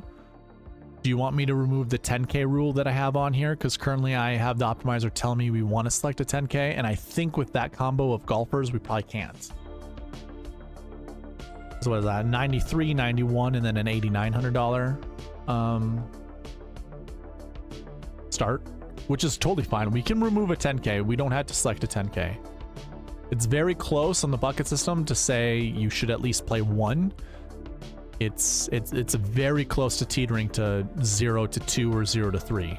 But currently it's set at 1 to 3. I trust the oh, perfect. Love hearing that. Okay. So we build a new one. Ooh. These were names that we've already discussed. Batia, Penrith, Smalley, Matty Schmid, Martin Laird, David Lingmerth. So when I'll build somewhere between 90 to 120 lineups, you know, like tonight or tomorrow night or a combo of the 2 days. And I then I don't so much manually save these, but I'll randomize them because I have that functionality here of where I want to put them. But I usually cut out what is filling the like my highest priced GPPs. And what I'll end up doing is I'll try to find lineups that I like a lot. This would be one of them. So like what I mean by that is it's not that I like David Lingmerth that much. It's not that I like Martin Laird that much or Matty Schmid that much, but these combos of golfers put together is enticing. Like I really like the composition of this lineup. So Batia, Penrith, Smalley, Schmid, Laird, Lingmerth. Schmid, Laird, Lingmerth, no one's going to copy you on that type of lineup. And also those three golfers are the volatile golfers that can help win you a GPP. You want golfers like that. They're not like, you know, I'm not saying, hey, their stat profile is perfect for this tournament. You need three golfers that you just don't care about, you know, to put in your lineups. And these are, I don't know, getting good vibes from this lineup. Okay, Joanne, I'll remember that when I get to yours. I think you could be next in line, but there might be someone else. Batia, Pendrith, Smalley, Laird, Andrew Novak, Scott Piercy. This isn't a terrible lineup either. I actually like it a lot. AJ, do you want Pendrith to show up as much as he is? Because it's like, it's Pendrith or it's Ben Griffin. I can lock out Pendrith. I could lock out Griffin. We can figure that out. Tooch asks, do you like craft? So last week we were building lineups, and sometimes it gets goofy towards the end where we're trying to create narratives. And we came across a mac and cheese, Kraft mac and cheese, which was Kelly Kraft, Mackenzie Hughes, because he tried going by Mac for a while, Mac Hughes. And then we were trying to figure out what would be the cheese, and we like Grillo, like Emiliano Grillo, grilled cheese. And funny enough, I did post one of those, or I submitted one of those lineups in one of the contests I had. And in the beginning, in like day one, that lineup was one of the best lineups because Kelly Kraft was playing pretty well. So I don't mind Kelly Kraft, and he's actually, I think, a good choice for a tournament like this to fit into your 6 golfer lineup. Oh, you like both golfers? Then that's fine. We keep them in. We let the optimizer do its thing. Oh, this lineup here, I should go back. I don't mind it. I'm not a huge fan of Harry Hall. This lineup here is pretty good. Martin Laird and Ben Martin. You got your Martin combination. And I don't mind Jimmy Walker at this event. I think Walker can make the cut. Here, let's do a deep dive on Walker. Not so much like a deep dive, but I want to see if there's anything to like really be excited about.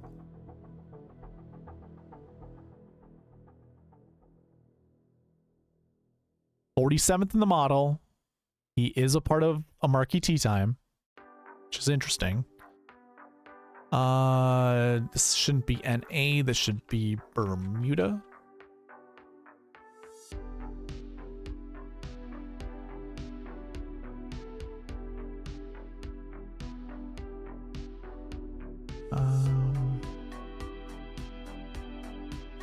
Good on Bermuda. Texas boy. Has not played this before. Missed the cut last week, so that's not great. His low round last week was 69, which is also not great. Recent form, averaging 71st place over the last 7 weeks. That's not good either. Not many DraftKings points. So when we look at a profile like this, and especially when you like listen to other people talk about profiles like this, yeah, this golfer doesn't look good. Like, you shouldn't play this golfer. But if we take a look at past years, like say a Max McGreevy, for instance, I only pick him because I can see he's in the strokes gained 5 bucket. He's red. If I scroll over, when you look at his recent form finish, he'd missed cuts. Average points were 22.17. No rounds under 70. Not very good recent form wise. So let me see here. That's 2023. Let's take a look at Max McGreevy's profile. He'd played 3 events leading into that, all missed cuts. He did play this tournament the year before and finished 62nd. So maybe that is your kind of identifier when it comes to someone who's just been playing really bad. So when something comes up like Jimmy Walker, it doesn't look sexy. But more often than not, you want a very unsexy person in your lineup, if not maybe 2. So I don't know. I don't mind it. I think I gotta play it now that I've been talking about it. Or I gotta save it.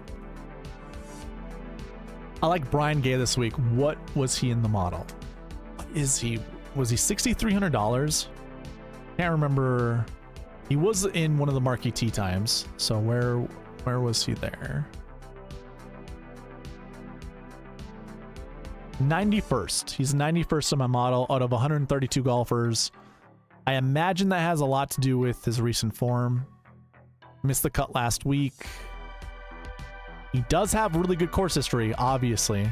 I think even Back 9 Bets, Byron, he had posted like his average finishing places here. Like, where is he? I'm like, this is my course history. This is what I used to do. I used to come here in my videos and talk about golfers. Yeah, look at that. Look at his finishes the last 4 years. 11th last year, 12th the year before, won this in 2021 and finished 3rd in 2020. So yeah, course history looking real good. But I think when you look at everyone else that has good course history, that's why I like the buckets as much as I do. So let's see. So tournament history is what we kind of use, and we can only really go, but I like to have 2 years of data. So we had a tournament here in 2020 and a tournament here in 2021. I don't count those years for course history, but I do like to right here. So 9% of this bucket finishes inside the top 10, or has finished inside the top 10. That's kind of what this number here means. And this is the engine that drives my buckets, by the way. I have a page that's just called buckets, and I've got top 10s, top 20s, so on and so forth. Top 10 percentage, not super great. So it's basically telling you not everyone who finishes inside the top 20, you know, that has an average finishing position inside the top 20, do they finish well every single year. Top 20 mark is pretty good, 16%. And a frequency rate of 100, that means it's every year there's been at least one that's finished inside the top 20. We have 14 total. 14 total. And neither one of them finished inside the top 5. Neither one of the 14. And Brian Gay is going to be... he's going to count for 2 of those instances. We did have 2 inside the top 10 last year. Brian Gay not being one of them. He finished 11th. So, yeah, I mean, hey, you can win money with someone like a Brian Gay. Don't get me wrong. If he finishes 15th place, 16th place, whatever, he can win you money. Why I like to go over the buckets is it's a snapshot of what every top 10 leaderboard looked like, you know, leading into the event. You know, how many golfers were in the top 20, you know, for average finishing position, or not inside the top 20, that had a top 20 average finishing position, or had finished you know, top 10 or top 20 the year before that finished top 10, you know, that current year. So it's actually not bad. And I know this is one of our anchor buckets. So yeah. Hey, Brian Gay fits in there. I got no issue with it. Really, I don't. And I could anchor around lineups if you'd like me to. If we want to try to put Brian Gay in that lineup, we certainly can. This other one, Akshay Bhatia, Ben Griffin, Alex Smalley, Pat Kazire, Ben Martin, and Satoshi Kodaira. You can sign me up for that one. That's a really good lineup. I like that one a lot. I'll build maybe 2 or 3 more, and then we'll move to the next one. Bhatia, Penrith, Smalley, Schmid, Laird, Harry Higgs. I don't mind Harry Higgs. What I'm going to do, I want to remove Pendrith and Griffin. I just want to see, does it select one of the other guys? And what does it put it with? Glover. Ooh, Chase Johnson. Is anyone talking about Chase Johnson in the fantasy golf realms? I have not watched a single video this week anywhere else. Chase Johnson, 6,500. Who are you, sir?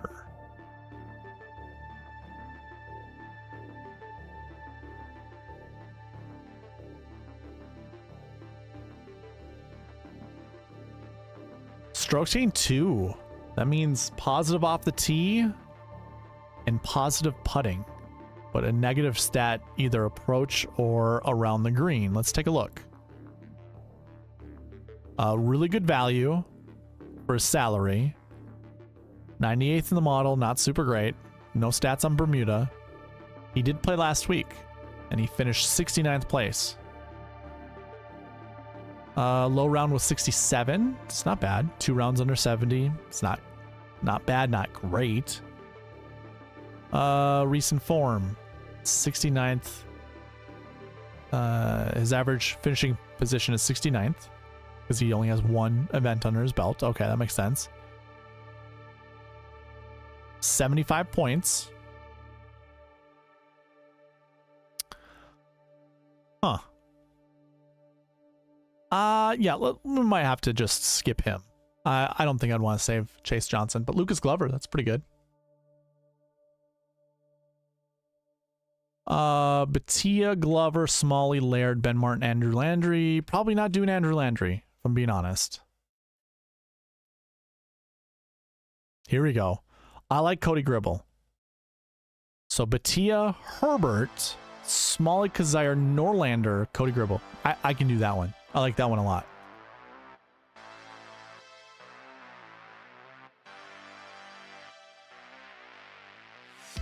Bhatia, Noren, Smalley, Laird, Martin, and then Martin Trainer. It's a lot of Martins. Martin Laird, Ben Martin, Martin Trainer. With 2 Alexes? Whoa. Sure.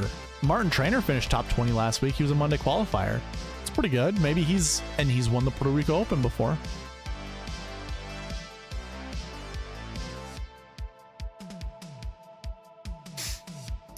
Bhatia, Noren, yeah. We already looked at this one.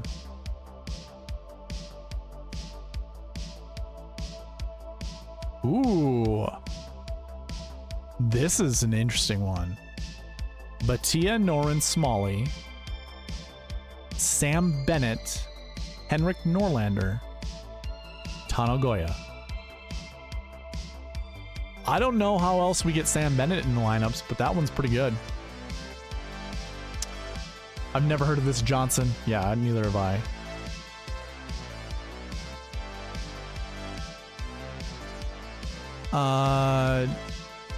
Who plays good in windy conditions? Tooch, I think if this was a higher status event and we had higher, what's the word I'm looking for? Just better golfers. I'd be able to tell you that a little bit better, but out of the golfers here, I couldn't really tell you, honestly. And I don't really keep, somewhere in the, I don't even know if it's the near future, but future, when I get the database into a website, I will go back and I'll look at certain events, I'll try to find the wins and stuff like that for each day and see what scoring conditions were, or like what an average score was for a golfer who was in like 10 to 15 mile an hour winds, 15 to 20, so on and so forth. I don't have that data right now. I know like Josh Culp used to do that. I can't remember what site that he had.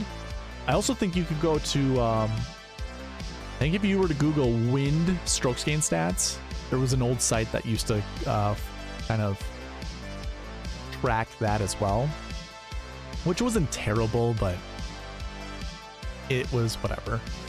It's like one of those subjective things that's really difficult to quantify, I guess. All you could do is say, hey, here was your average wind, conditions on this round at this, for the morning round, and then for the afternoon round, and then put all the golfers in there. But that leaves a lot of holes, as some golfers got gusted on, some golfers didn't, during certain holes where the wind matters more, wasn't as prevalent for the other golfers in that wave. Like it's very difficult to do. So it's not, it's just difficult. Let's put it that way. And I couldn't tell you who's the best wind golfer. I mean, Adam Scott, probably, I would probably put him up there. I don't know.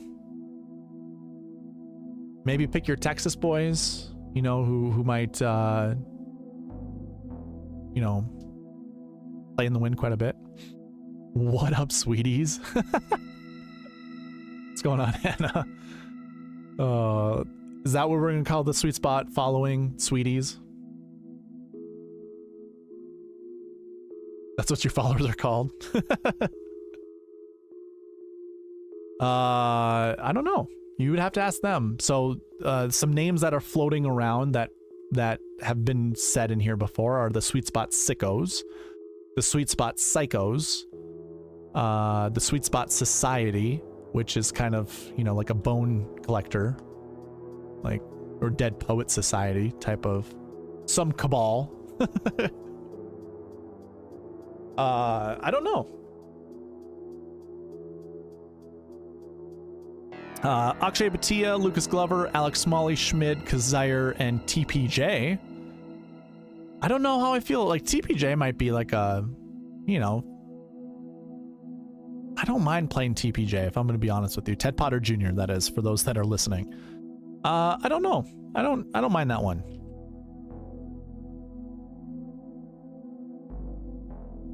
Bhatia, Noren, Smalley, Schmid, Laird, Nick Watney.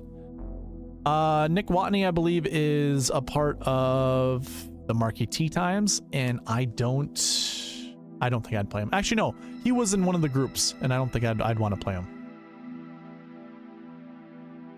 The Sweet Spot process. Well, unless you're just saying you like the Sweet Spot process, I appreciate that. I do as well. If we're talking about followers, I don't know. You wouldn't be named processes,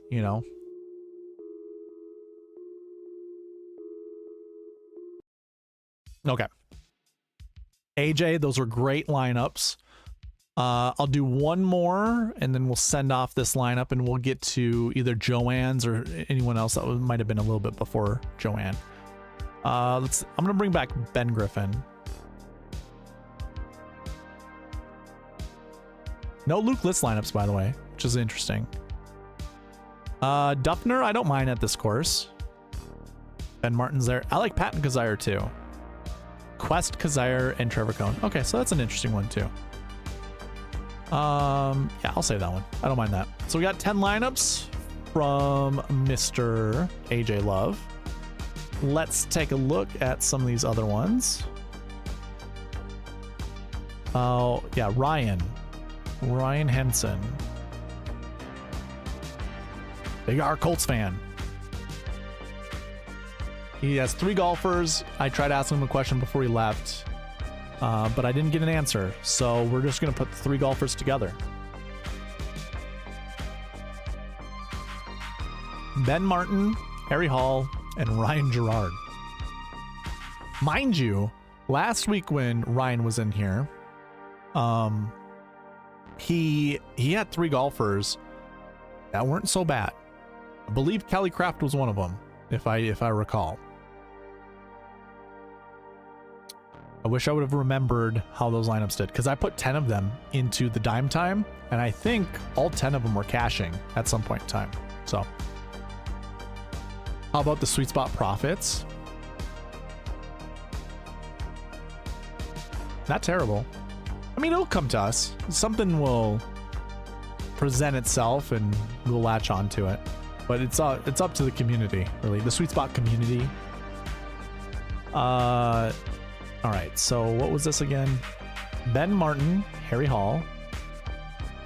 He did this last week too. He put a bunch of 7K golfers together, and they were all good. Ben Martin 73, right? Yep. And Harry Hall. The hell's Harry Hall? There he is. Oh, I already did. Harry Hall, Ben Martin, Ryan Gerard. I think $6,800, right?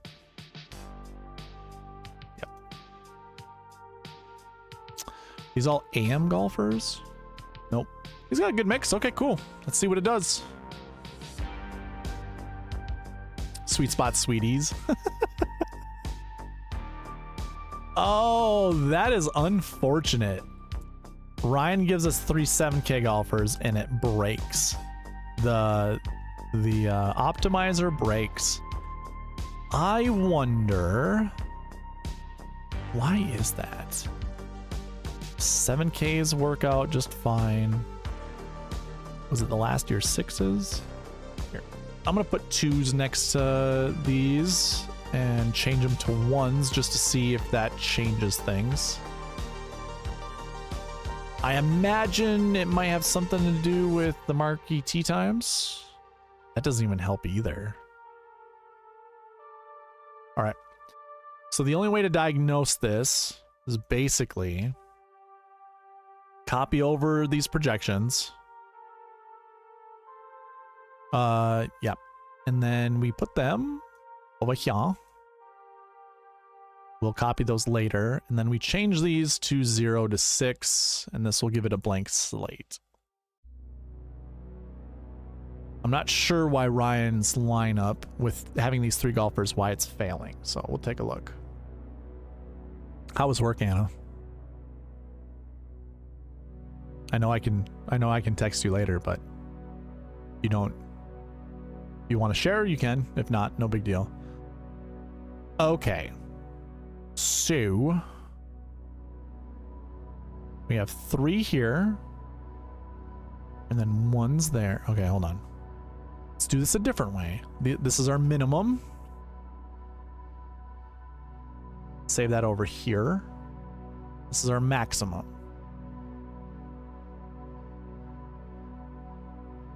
Save that there.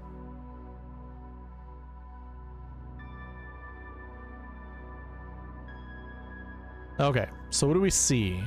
We want a minimum of 2 up to 5. That's good there. These are all 0 to 2. So last year buckets are fine. We want... No, we want 1 here. This is where it fails. Last week 2s. Kind of looked at that earlier and said we don't really need... There weren't a lot of good golfers that were in here. Is that the only way... That's the only place it breaks? We want 1 there.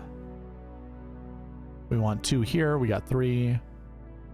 1, 1, 1. We got those. 1, 1. We got that. 1. We got that. Okay, so it's just that bucket that's above. He's selected 4 marquee tee times, which is totally fine as well. Okay, cool. All right. Well, we will make that adjustment then, just for Ryan. We'll keep some of these as they are. I'm just going to delete this to make it look cleaner. And then it was...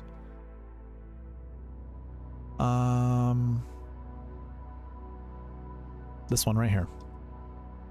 So change that to 0, and that should help.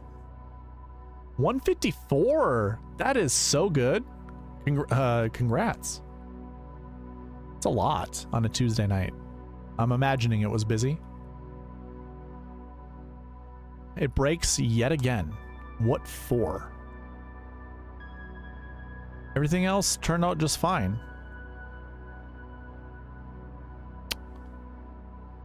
All right. We'll put the minimums to 0.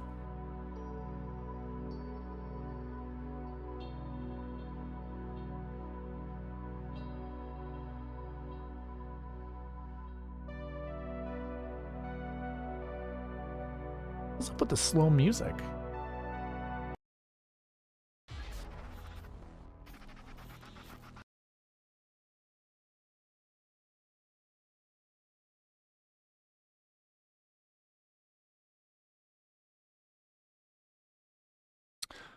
Do this one. I like this one.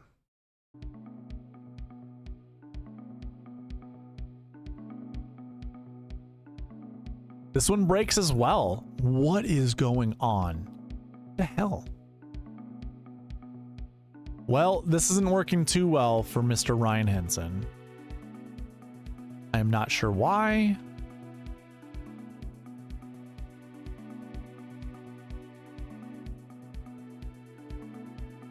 I just lost all my max projections. Oh my god. Let me do this.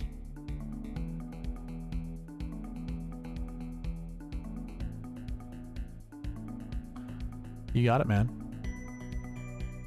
See you, Josh. I'll do that for you. Why we have backup spreadsheets in case stuff like this happens. I don't know what's going on. Why is this breaking? That's fine. Fine. Yep. Oh, last week 5s. That's where we're at. So guys who missed the cut last week, we have Harry Hall. I bet you 3 of his golfers are those guys. Ben Martin. Ryan Gerard. There it is. We figured it out. Sometimes it just takes a little bit to figure that stuff out. We got it. Perfect.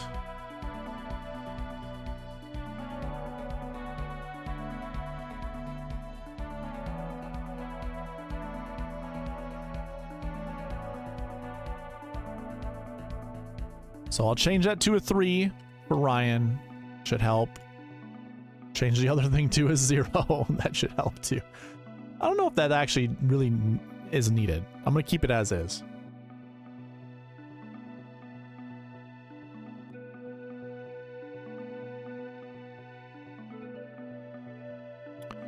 There we go. It works now.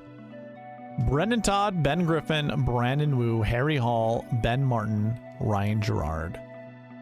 Leaving $600 on the table. I know that's something you'd be interested in. Oh, not terrible.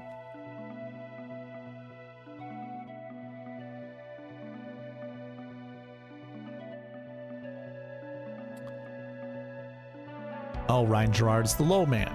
Okay, so I need to kick people out. I'm going to kick out Brandon Wu.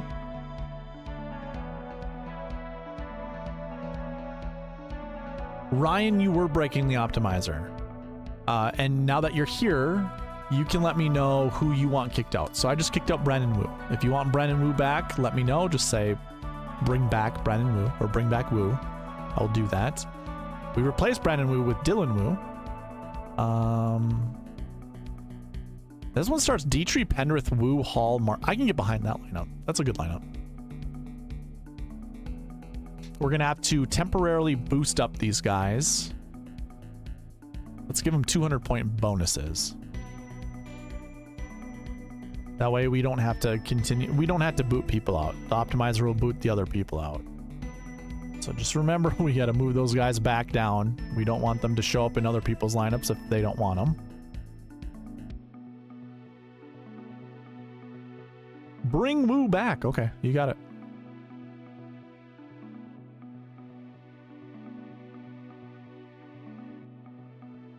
So this one, Dylan Wu gets kicked out. We already saved it, so that's good.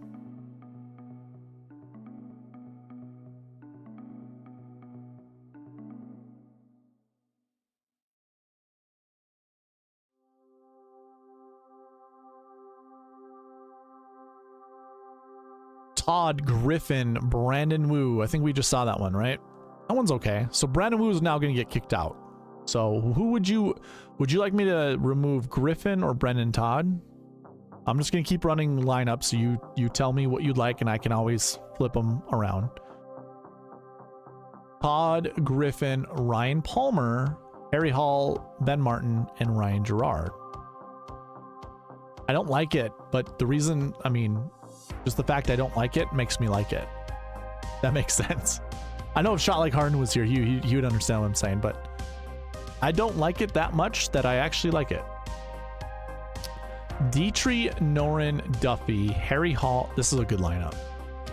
Wow. That's a really, I like this lineup a lot.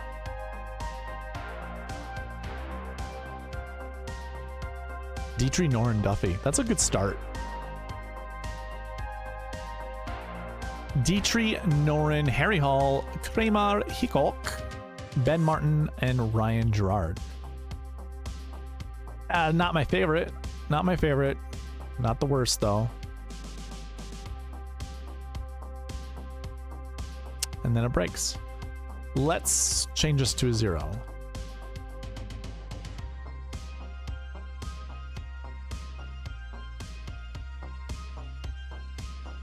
I thought that was the problematic one.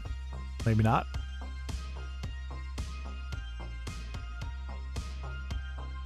Let me open up my other one. My other optimizer. I'm gonna need some help from you, Ryan. I can remove some of these. We can remove some of these blockouts if we start. Like I asked you about Brendan Todd. If we can kick him or Ben Griffin out, we can get some different lineup ideas or different lineup, whatever you want to call them, possibilities or options.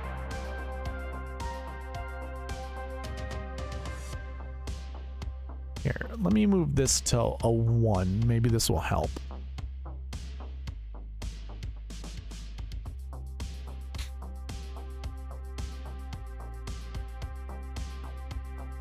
No, it does not. Ryan, the only reason why it's not really working is because you chose 3 golfers who missed the cut last week to anchor around your lineups. And what I have projected is, I mean, it was like 0 to 2, but I had to move it up to 3. I'll move it up to 4 just to see if we can grab another person. Yeah, I only had it to 0 to 2.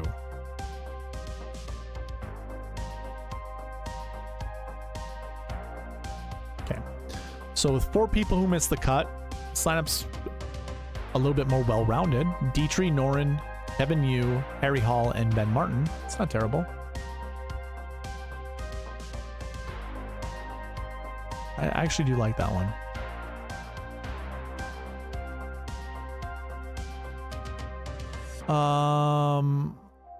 I think we got 4 lineups. 4 total lineups so far with those golfers you like.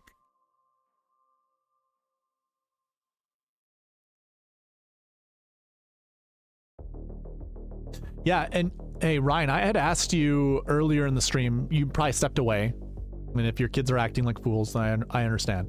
I asked, did you want all 3 of those golfers anchored in a lineup? I know you did that last week, and those 3 golfers were pretty good. Or if you want 2 of those golfers and then just see what shows up with the rest. But I can also modify the bucket ranges as you see fit. Like, I got no issue. I'm building lineups for you. I'm not building lineups for me. I like to follow the SweetSpot process the entire way. And this is the only thing we get hung up on right here. You know what, Ryan?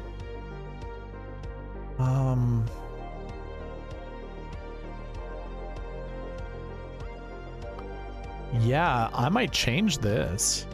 So last week 5s, it's the first time we have someone who's missed the cut coming into this event. So this at 0%. Let me change something. Let's say this is like 12%. Changes the buckets, but not by a lot. How about 20%? Okay. I mean, 20% of this bucket would basically mean 8 people would finish inside the top 10. Probably not going to happen. And if that is the case, I mean, yeah. I still think 2 is probably the max.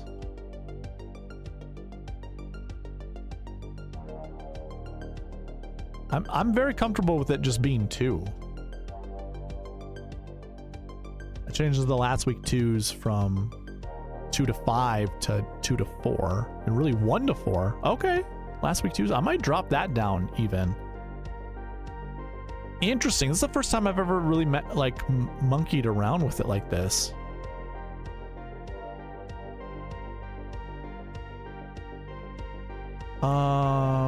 So 1 to 4, I think we just keep it like that, and I don't mind boosting this up to 1 to 3. So we keep it at 3, but it keeps breaking at 3. Set it back to normal. Yeah, trying to pick 3 and let your sweet spot pick 3. Trying to follow your process with my 3 with your 3. Okay. I just think we can make this a little bit simpler. If I move this to 3, these are your 3 last week 5s. So when I hit run optimizer, basically what you're getting is the top 2 guys are the same 2 guys every single time. Like it's Brendan Todd and Ben Griffin. So Brandon Wu is actually a good glue piece to your lineups, but he's getting kicked out because he's the low metric guy. So what instead I could do is like, let's not remove Brandon Wu. Instead, let's remove Brendan Todd, and I could run the optimizer again, and hopefully we get like a Dietrich or even an Adam Scott to go with your lineups.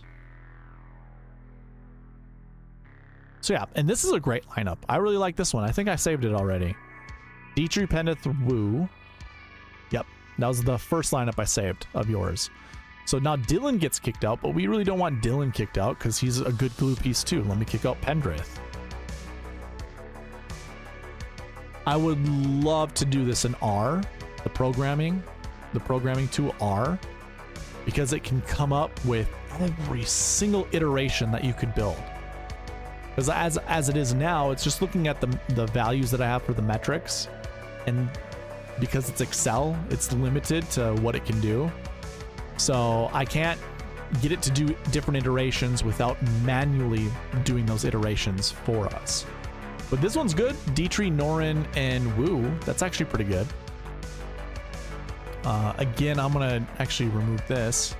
Do we have this one saved? Dietrich, Norin, Brennan Wu. We don't have it saved. That's a good one. I like that one. So like Norin is being picked a lot, so let me go ahead and remove Norin. I think we can figure this out, Ryan. I think this is fine. I'm satisfied with it. I mean, sometimes we create our own rules. Like I've always said this before with like buckets. Sometimes there are buckets that are meant to be broken. Like, you know, mold breakers is what I used to call it. So it is possible that those won't work. Like this lineup here too is pretty good. Dietrich, List, Dylan Wu. I don't mind that one. So I'm gonna bring back Wu yet again, and let's kick out Thomas Dietrich. I kind of want to see if it'll select Adam Scott. Is he playing with one of these guys, I wonder? No, he's not.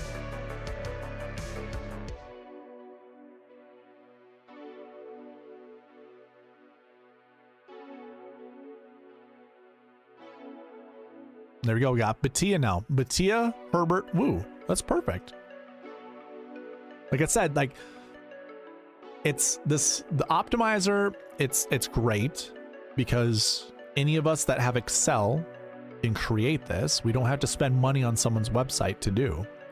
So we can create it, but there are limitations. That's kind of the downfall. But it works for me, does all the things that I want it to do.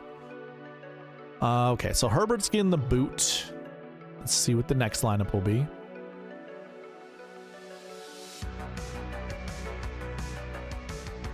And it breaks. Okay, So here's what I'm gonna do. We're gonna change this 10K and 8K minimum. I think that's also what's causing it to screw up.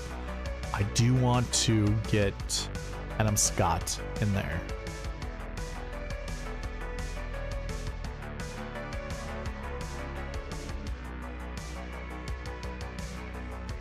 Okay, we can build a lineup with Adam Scott. That's what I like to see. So Scott, Smalley, Nick Hardy. And I think the issue is Adam Scott might just be a little too expensive to follow the bucket system to go along with the three guys that you wanted anchored around. So we don't have a 9K golfer in our lineup, but that's okay. We don't always have to. Like if I could build lineups, 90% of my lineups would follow the sweet spot process 100% of the way.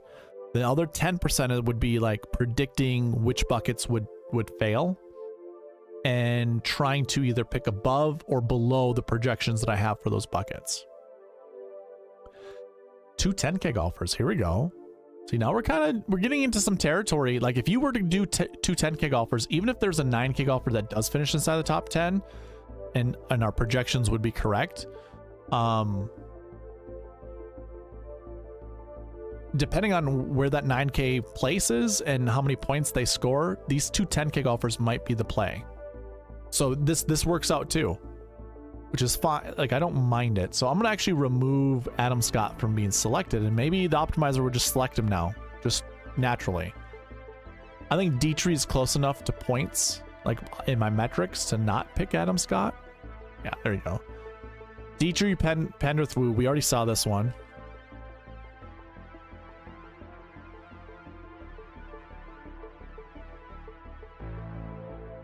Noren. So now we start in the 9K range. Noren, Griffin, Smalley, Hall, Martin, Gerard. That's not bad. I think it's going to be hard for me not to play a 10K golfer. Course fit wise and comp course wise. Those are the three golfers that you chose. Do you have like 3 more golfers that fall under those in your rankings that might make lineup building easier? That didn't miss the cut last week. Let's put it that way. Are there any other golfers in your course fit and comp course model that did not miss the cut last week that we can replace with one of the other guys? That would make lineup building probably a little easier, and it would follow the sweet spot process a little bit better. Brendan Todd, Ben Griffin, Brandon Wu. Did we see that one already? I think so. I think that was our first lineup.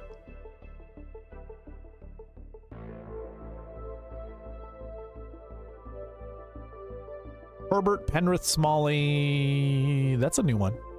I don't mind that one. I don't think I trust Penrith. Weirdly enough, I don't trust Penrith as much as I trust Herbert. So I'd rather have Herbert.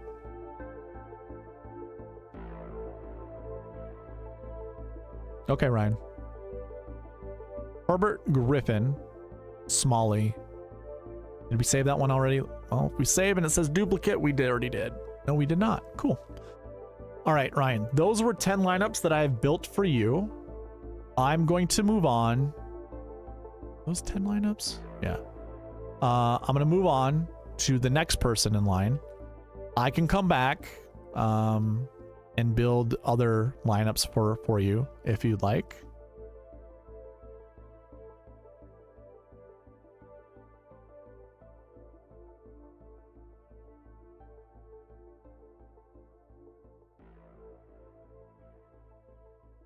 Okay. So thank you for those, Ryan. Again, I can build you more lineups later. And if you want me to send you, if you have to go and you want me to build some lineups later, I can certainly do that.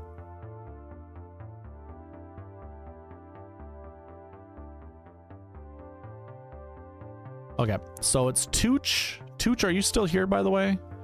And then Joanne. Tooch and then Joanne.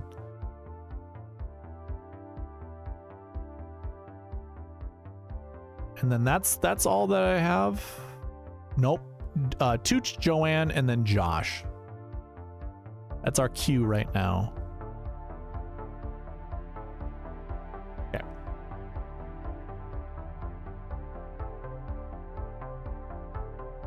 Sweet. AJ Love goes, my lineup I built earlier was Batia, Smalley, Lauer, Long, Gay, Knox. Does Hank Lebioda make the cut? He could. Dude, I haven't heard anything from him in so long. I can't remember if it was this tournament or if there was, I want to say maybe it was more in the summertime. Like he was either going to Detroit,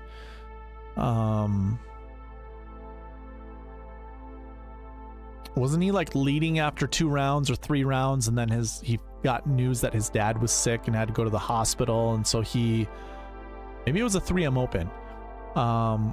He left. Yeah, I think it was a 3M Open. He left. He's never been the same since. I have no idea what the heck happened to Hank Lebioda, but it looked promising. All right, Ryan, that sounds great.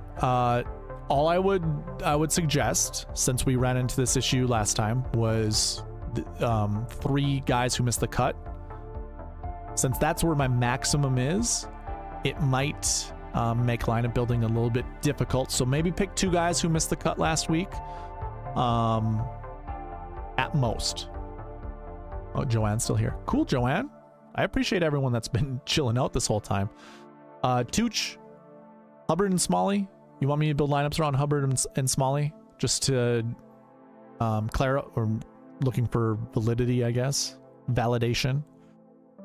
Let's see, what did we ended up changing?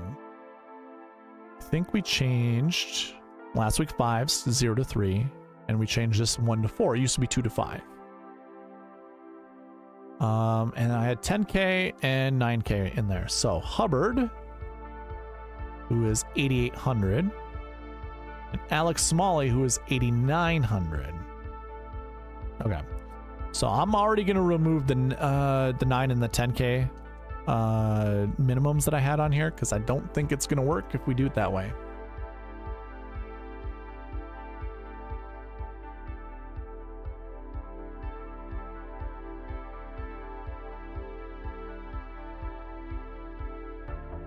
Dietrich, Smalley, Hubbard, Harry Hall. Oh yeah, I gotta change those guys.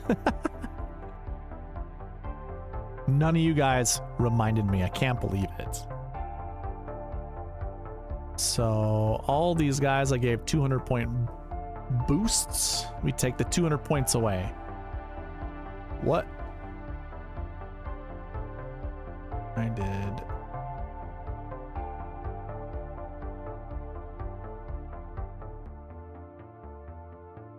Was Ben Martin one of your guys? Oh, it was. Okay. I was like, well, I think he should be up there. Okay. And then the last guy, Gerard. Gerard already had kind of a little bit of a boost. He looks pretty good in the 6K range. Him and Kevin Chappell. Wow. Okay.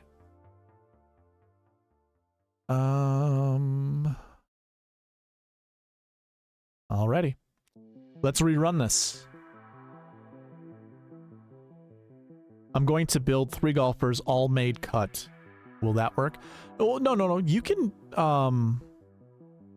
this is just for last week, by the way. So golfers who played in the Worldwide Technology Championship, I would just refrain from using 2 guys who, or I should say, refrain from selecting 3 guys who missed the cut last week at the Worldwide Technology Championship. You could pick 2. Like, you could still have 2 of those guys, whether it was Ben Martin and Ryan Gerard or Ben Martin and Harry Hall.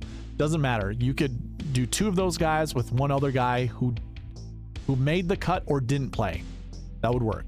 So, up to you. This lineup here for Tooch, Ben Griffin, Taylor Pendrith, Alex Smalley, Mark Hubbard, Carl Yuan, Chris Stroud. I don't mind Chris Stroud, by the way. This is a kind of an interesting lineup because it seems very balanced. I don't mind it.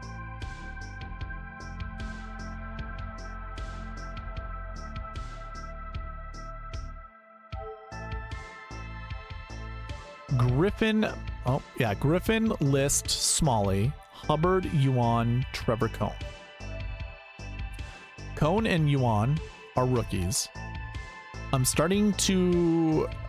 So, during my Rainmakers, year, what I did was I bought a lot of rookies because they add value to your portfolio. And based off that value, you make passive income, basically. If your ranking is good enough, you'll make additional money every week and every month. So that's why I bought a bunch of rookies, meaning I follow rookies a lot. And having more than 2 in your lineup's never a good thing. Like, that's the weird thing I've learned. And like an event like this probably doesn't really matter, but I have put Yuan, Trevor Cone, Matty Schmid together. I've also mixed in Evan Roy, Kyle Westmoreland, even Austin Eckroat at times. One of, like, if you were to put all 5 together, 3 of them are going to miss the cut. So yeah, 2 could make the cut, but also you're not finding top 10 finishes. So rookies just haven't, and especially this rookie class, not super great. So I wouldn't put Cone and Yuan together. I don't mind either one of them in an individual lineup, but I don't like, I mean, if I'm choosing between the 2, I'm probably picking Trevor Cone over Yuan, but it's not, it's a coin flip. I don't really care. Interesting. Griffin, Smalley, Hubbard, Kevin Yu, Troy Merritt. I like Merritt. I like Merritt more than I like Yuan, but he gets a slight bump down. So actually what I'm going to do is I'm going to take out Yuan. I just don't want to see Yuan that much more. I already have him saved in 14% of the lineups that I've already built, so we don't need any more Karl. Dietrich, Smalley, Hubbard, Hall, Kazire, Ryan Gerard. So this has 2 golfers that Mr. Ryan Henson in the chat had us anchor around in his lineups. This just came naturally, so I like it. Feels good.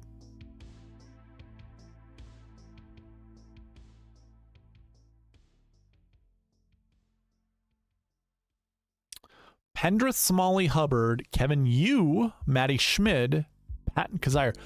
Of a balanced lineup, this is my favorite lineup. I like this lineup a lot. Pretty good.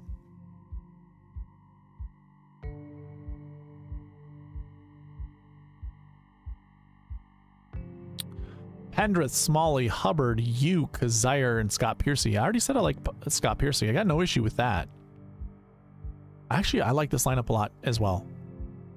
Tooch, how you feeling about these lineups? Is there anyone you want to see me anchor around, like in the 10K range or anywhere else? There we go. We finally got an Adam Scott, but he's paired up with Paul Haley. And I already said in the beginning of this, I don't want to play Paul Haley. Unfortunately, we don't. We're not going to.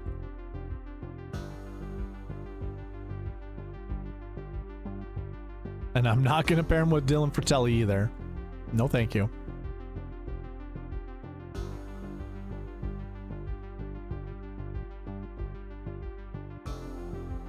Okay. Scott, Smalley, Hubbard, Harry Hall, Goya, Jimmy Walker. I like this one. I want to save it, but I'm not going to.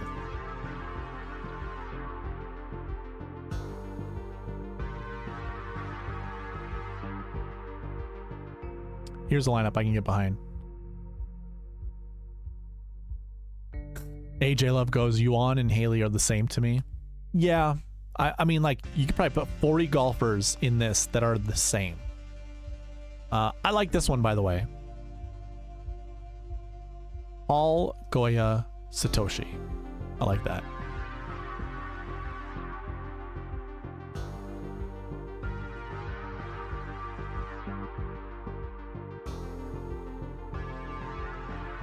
Ooh, this is a little different. I'm really liking Adam Scott mixing in with Smalley and Hubbard. I don't like Harry Higgs that much.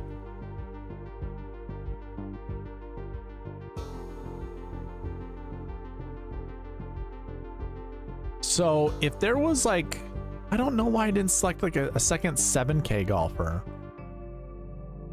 I was gonna say if there was a second 7K golfer and it wasn't Chappell and Lingmerth leaving $500 on the table, I think I'd like this lineup. But the hell, why?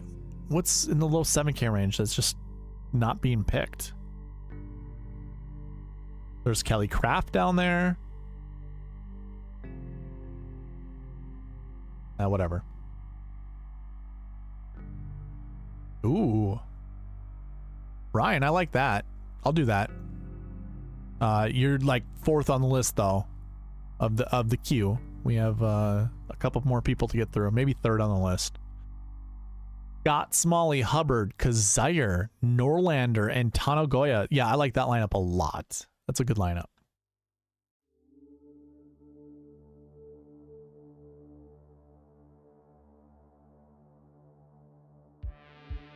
Dietrich, Smalley, Hubbard, Lipsky. Yep, I like that lineup too. All right, we'll build a few more and we'll move on.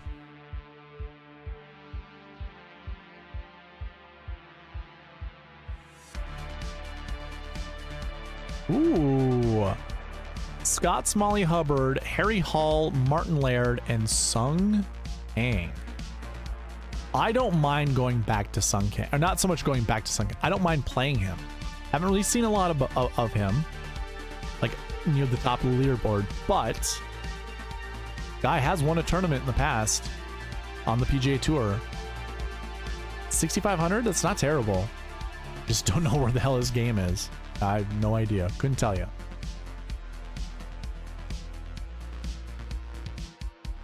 All right, man. I will build those lineups for you. You're gonna find them at the end of the stream, most likely. So if you want to pull this back up and then just go backwards, your lineups will be pinned to the top, just like Tooch's are right now. Not lineups, but the golfers that you selected. So it should be easy for you to find. This lineup I like a lot. Adam Scott, Smalley Hubbard, Martin Laird, Patton Kazire, and Cody Gribble. I'm just a huge fan of Cody Gribble. In these lesser events, I like him.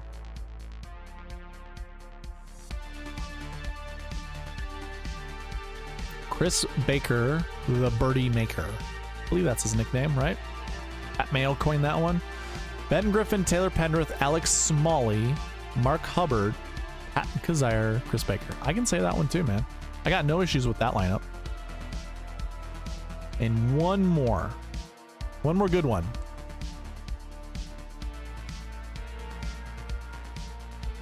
Not Chase. We are not gonna... Nope.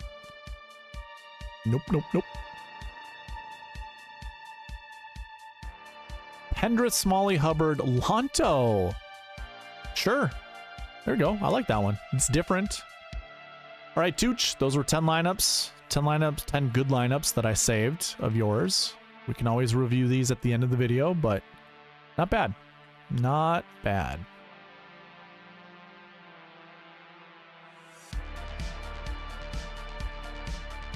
All right, moving on to Joanne.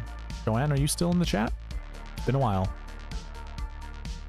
Sorry for the delay, but we're here.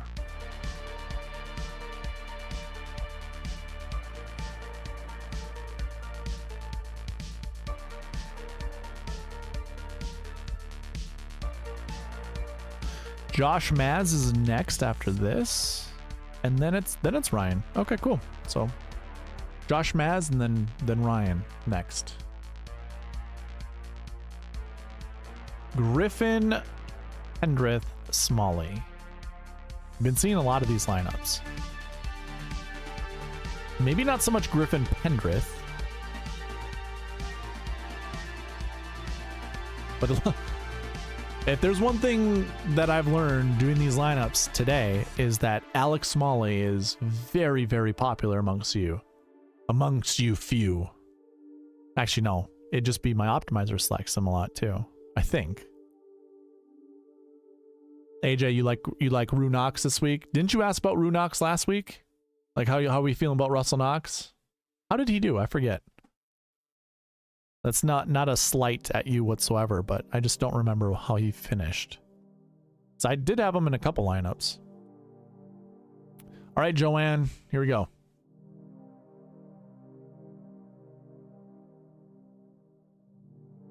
Well, good news, it doesn't break. Always a good start. Griffin, Penrith, Smalley, Nick Hardy, Carl Yuan, and Kevin Chappell. I don't mind that. We can put Crazy Carl with Kevin Chappell.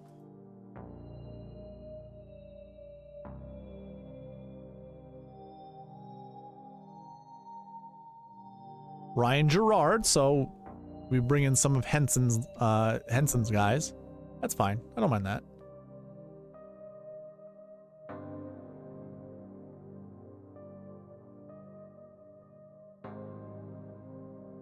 Okay. Changing it up a little bit, we got some Troy Merritt, Harry Hall, and Carl Yuan. Is that too much, Crazy Carl? That's probably too much. I think what I would much rather do is probably kick out Kevin Chappell's lineup. Keep Ryan Gerard's. Let's do it the opposite way. Let's kick out Ryan. Shoot. I like them both. There's a ton of Ryan Gerard already saved. Do you have one Kevin Chappell, Carl Yuan lineup down here? With nearly the same dudes. Okay. Yeah. Let's not save the Chappell one. It's not terrible, by the way. Not terrible. I just... In order to keep these lineups fresh, I'd rather not have Crazy Carl in so many lineups.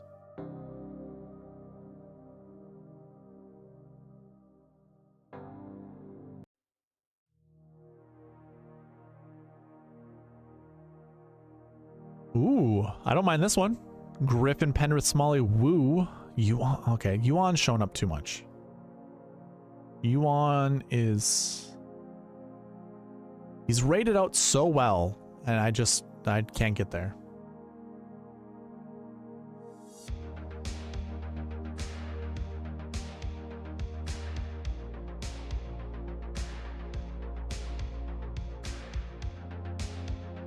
Griffin, Penrith, Smalley, Wu, Kazire, Piercy. Yeah, I can do that. I'm not going to save Piercy and Kazire because I think they're in two other lineups that I've already saved, but that's a good one.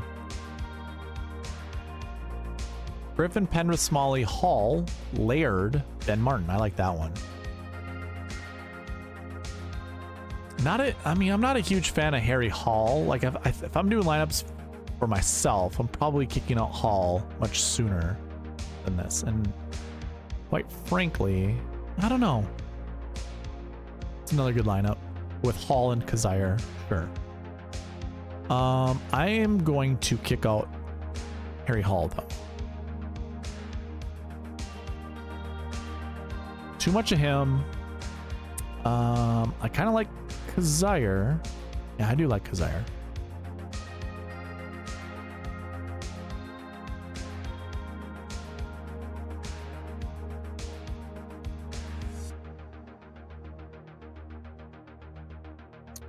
Griffin, Penrith, Smalley, Wu, Kazire, Tway. No. I just don't like Tway.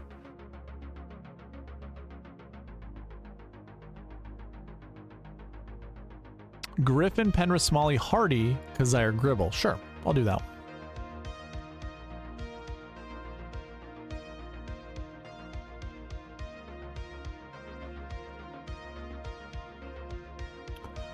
Griffin, Penrith, Smalley. Sorry, Griffin, Penrith, Smalley, Hardy, Ben Martin, Satoshi Kodaira. Have some Kodaira. I don't mind this. These are, hey man, I don't mind these lineups, Joanne. These are pretty good.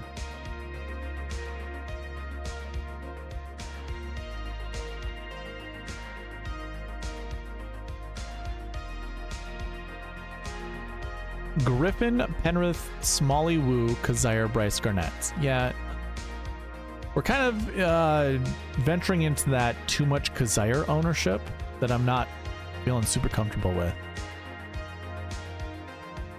It's a good lineup. And now Kazire gets the kick. So, works for me.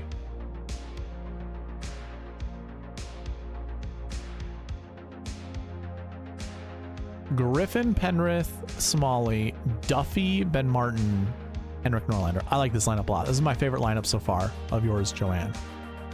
I like that one a lot. AJ, you still in the chat, by the way?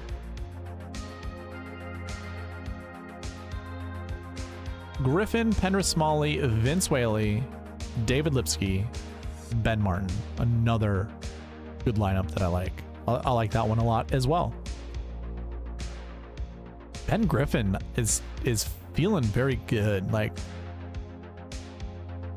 his price tag, it makes things work just fine. And this is a good lineup too. Wow. Griffin, Penrith, Smalley, Wu, Bennett, Norlander.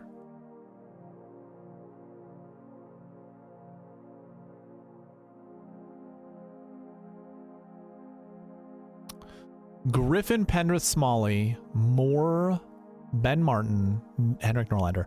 I don't mind that. Ryan Moore, I'm not afraid to play Ryan Moore this week.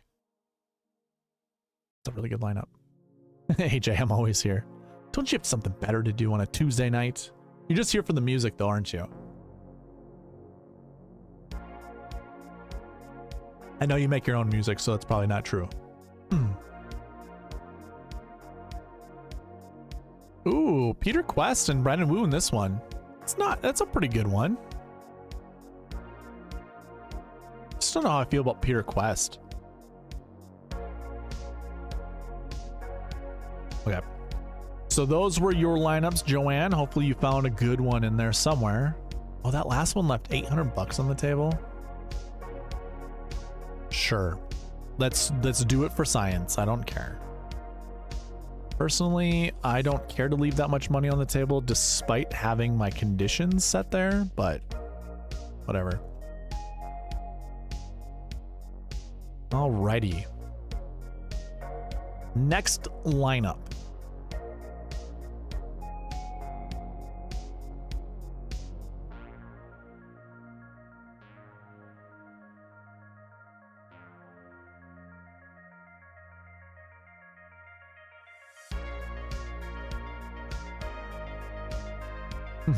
AJ, I just saw the all Martin lineup.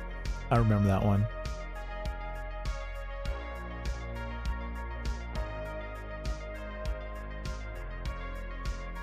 I think it was Josh, right? Josh is next, and then it goes to Ryan.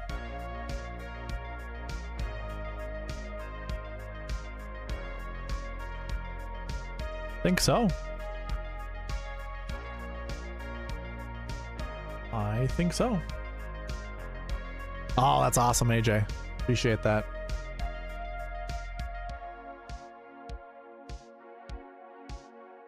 Okay. Schmid and Dietrich lineups. Schmid and Dietrich. Matty Schmid.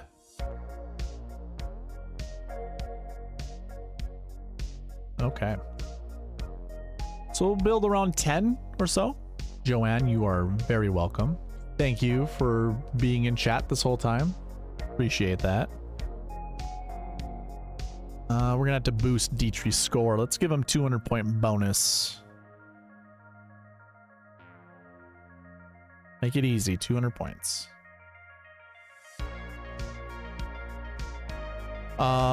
This lineup's not... Actually, I like this lineup. Dietrich, Smalley, Riley, Schmid, Harry Hall, Ryan, Gerard. I don't know what I would change about that one. I like it quite a bit.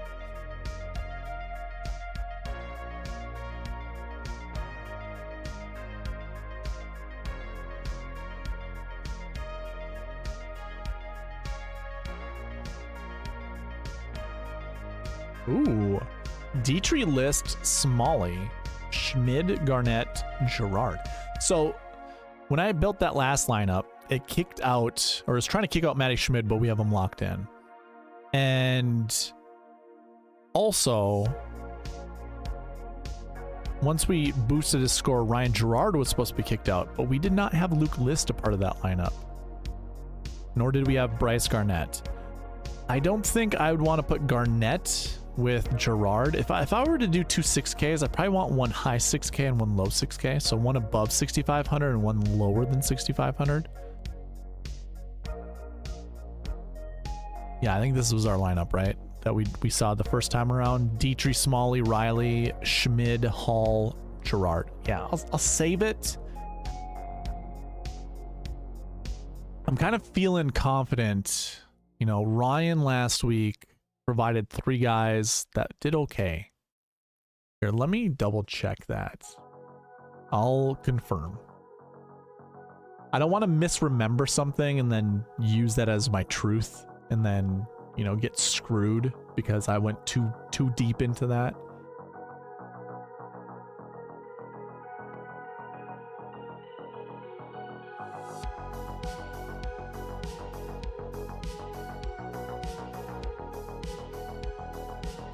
I just sold a Matty Schmid card. Sad. He was in one of my lineups.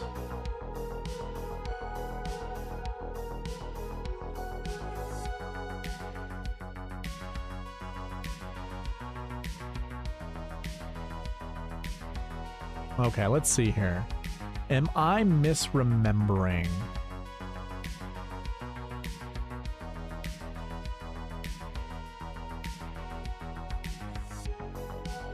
I might have been misremembering. No. Nope. I was not. Okay, so... What an eyesore. Sure, you guys can see my balance. I don't care. So what he had last week was Michael Kim, Nate Lashley, and Kelly Craft. I had 3 of these guys in my lineups. Obviously, Kelly Craft finished 71st. That's not super great. But Lashley finished 10th, and Kim finished... I mean, you got 90 points. It's pretty good. Those were Ryan's lineups last week. Or not his... Well, that was one of his lineups that we built. So he had 3 of the good priced guys. Or the cheap price guys. When will we have to buy new cards? So I don't know how they do the minting process, but I think you're going... Well, one, I know what will happen. Your cards value will become 10% of what they currently are worth right now. Not that you can... Well, you could sell... I think you can sell your cards, your 2023 cards. If you look at all your Rainmaker cards, you're going to see that they have a 2023 year that goes with them. So in the new packs we will be opening up, we'll say 2024. And the contest you're selecting, you can only select 2024 cards in the year of 2024. So you won't be able to use 2023. They'll just be sitting in your portfolio. That will be sitting there with, you know, dust on them. So this first year they will be worth 10% value. So I have those rookie cards, those elite rookie cards that are worth, well, it's $50 or 50 points for an elite. Times that by 5 for the Genesis. So a Genesis rookie elite. So it's 50 times 5, that's 250. Then you double, that's 500. I think that's right. I think that's right. I could be misremembering. 5 points for a rare card. Here, let me do it this way. So 5 points for a rare card. Genesis, a Genesis version of that's 5 points. You would obviously 5 times 5 is 25, and then you double that. So because it's a rookie, that'd be worth 50 points. Just a rookie rare card that's a Genesis, part of the Genesis set. So it's a 50-point card. What will end up happening is next season that'll be worth 5 points. It won't be 50, it'll be worth 5. And then the year after that, it'll be 0. So I think what I remember is there's like, you know, you buy those tokens or whatever. I think you can convert 23. You'll be able to convert your 2023 cards, and I think maybe you select 5 of them and you'll have a token, and then you'll just buy a new pack, which will just be one random 2024 card. I think that's how they're going to do it. I have no idea, not positive on that. But I heard there's a minting process, and I don't know what it is. These cards are technically NFTs, and NFTs have value to them. So I don't know exactly how it all works out. I'm not an expert into it, maybe, or expert in it, but maybe I will look into it to try to be an expert in it. I just don't know. Dietrich, Smalley, Riley, Schmid, Hall, Gerard. Did we already save this one? We sure did.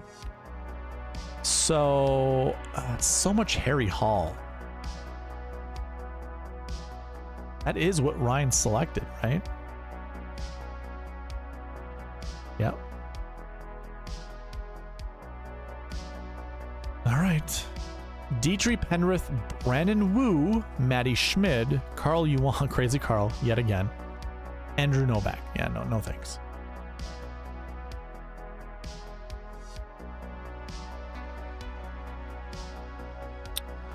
Dietrich, Penrith, Wu, Schmid, Kazire, Chappell. Yeah, I can do that. I like that one a lot.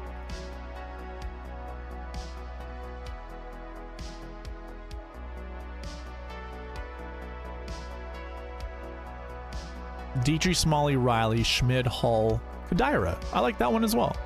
Probably too much Kadira, especially mixed in with Harry Hall. I would want to remove one of those guys. Crazy Karl. Sure, Karl. I'm gonna remove him though. I don't want to see any more Karl Yuan. I like, he's one of those guys I do not want to be burned by. I just don't care to be burned by Karl Yuan.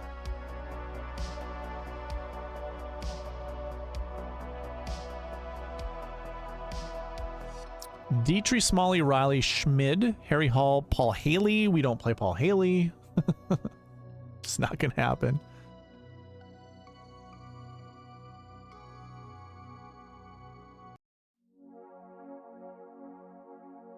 Dietrich, Smalley, Riley, Schmid, Norlander, and Walker. So we're seeing some of the recycled players come back, I should say. I don't really care.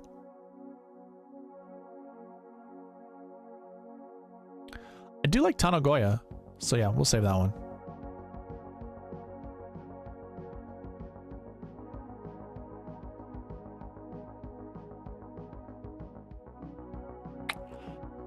As much as I kind of like Lingmirth, and that's kind of a well-rounded lineup, I'm just probably gonna stay away. There we go. You know I like Cody Gribble. I'll save this one. All right, so now I'm actually going to introduce to the optimizer the actual 10K, 9K. I had that removed for when we had the 2 9s and the 8, I think Joanne's lineups. So we'll bring this back. This should change it up a little bit. Dietrich, Pendrith, Wu, Schmid, Kazire, and Sung Yul No. There we go. See? Changes it up. I like these lineups. Oh yeah, I was gonna say something about Camilo Villegas last when we were going through the marquee tee times. I was building lineups Wednesday night last week, and it was towards my second to last, is within the last 5 lineups I built. Camilo Villegas comes across the optimizer, and I'm like, wait a minute. We're in Mexico. He's Colombian, so it's not the same, but he's much closer to home. It's like, you know, I just have a good feeling about him in Mexico. And there's no way I would have anchored around lineups around Camilo Villegas. It's not what I'm saying. But I wish I would have given him like a little boost, like a hometown boost. So I normally set my 6K golfers the max exposure to 4% or 5%. I don't want to own a 6K golfer more than that. In 100 lineups, I only want a max of 4 or 5 lineups with one of those 6K golfers in it. I would do that for Camilo last week. He was like $6,300 or something like that. Just a good feeling. And it was kind of sad for him not to perform Sunday. I would have loved to watch him win that tournament. That'd have been awesome. When, you know, hadn't won in a long time. It'd have been good to see him come back.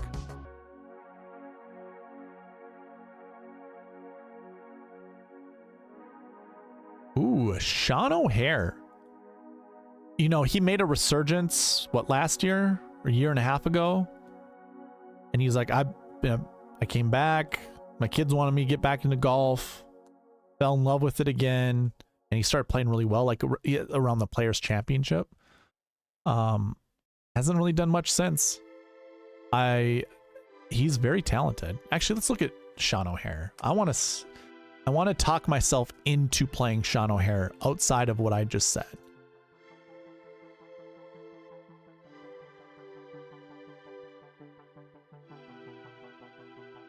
'57th in the model.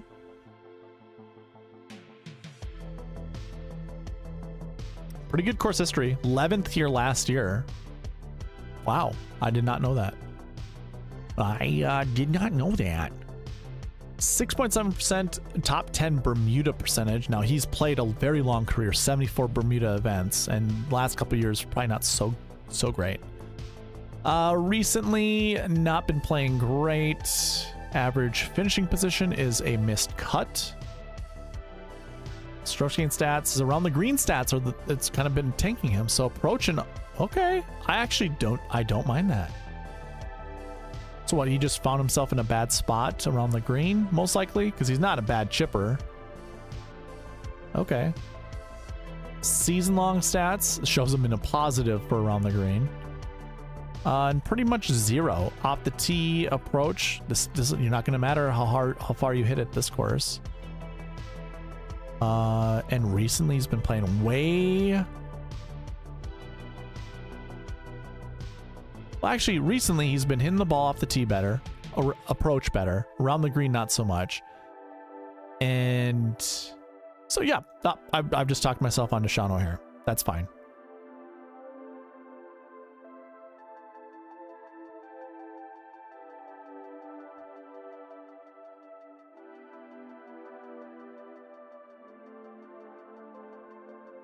Chris Stroud.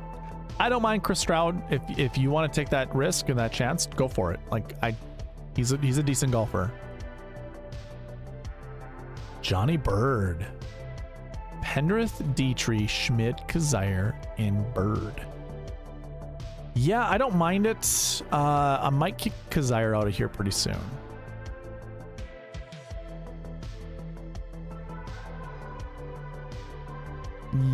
Yeah, let's get Kazire out.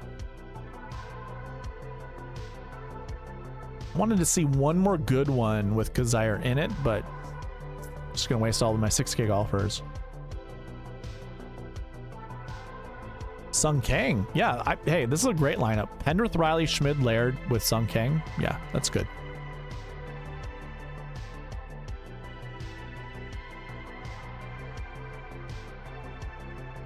Dietrich, Pendrith, Smalley, Schmid, Ben Martin, Andrew Landry. Oh, if it wasn't Andrew Landry, I like that lineup a lot. Come on, we can do better than that. Come on. Dietrich, Pendrith, Wu, Duffy, Schmid, McGirt. What's McGirt been up to?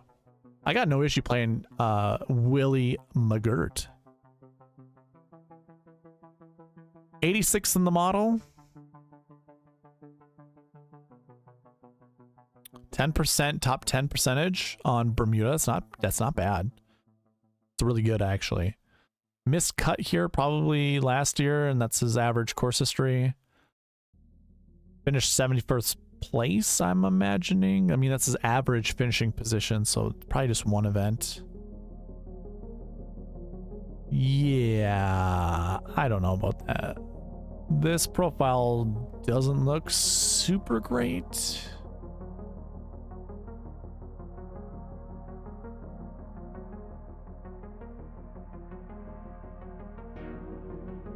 71st place at the Sanderson Farms Championship. Yeah, probably not in the greatest. I mean, he could be working on his game between that time and now, but yeah, okay. I wanted to talk myself into it. Not going to do it. Just want to save 2 more and then move on. Hey, I don't mind playing Jim Herman. Just not going to be today.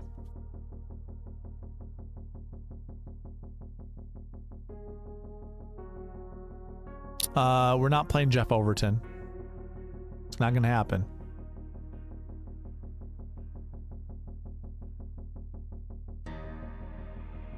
We're not going to play a guy named Lamely.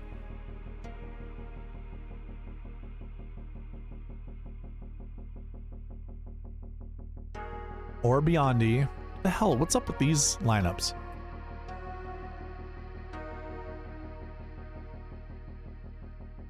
There's our boy Chase Johnson. Okay. Harry Hall, you're getting the boot as well.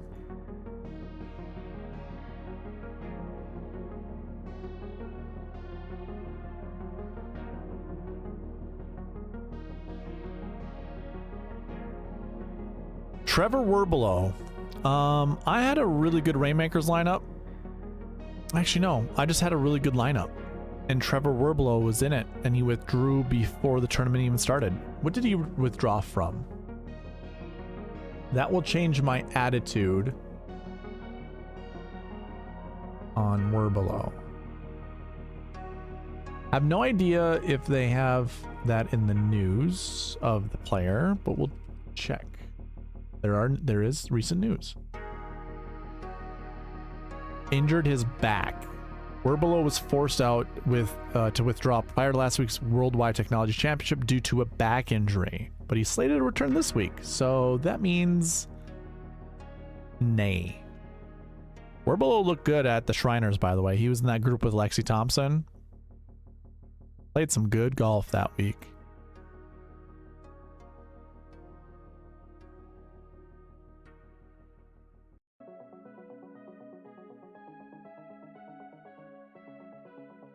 Ooh, Wesley Bryan. I don't know if you've heard, but the Bryan bros are in the field together. I like it. Dietrich, Griffin, Riley, Schmid, Laird, Wesley Bryan. Yeah, I don't have no issue playing Wesley Bryan.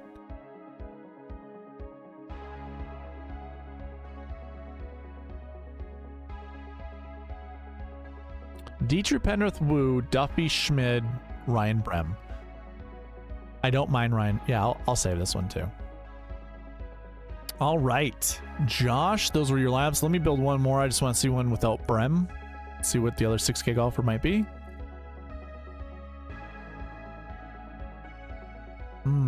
Harry Higgs.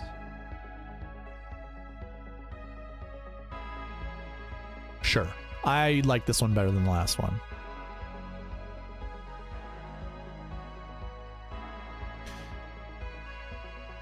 A lot of Davis Riley. It's almost like we locked him in. Okay. So I have Ryan Henson's lineups left, and we are going to ride into the sunset with those lineups. So no more new lineups. We're a bit tired over here. I like the lineup or the combo that he provided. So it's Adam Scott, Kramer Hickok, and our boy Russell Knox.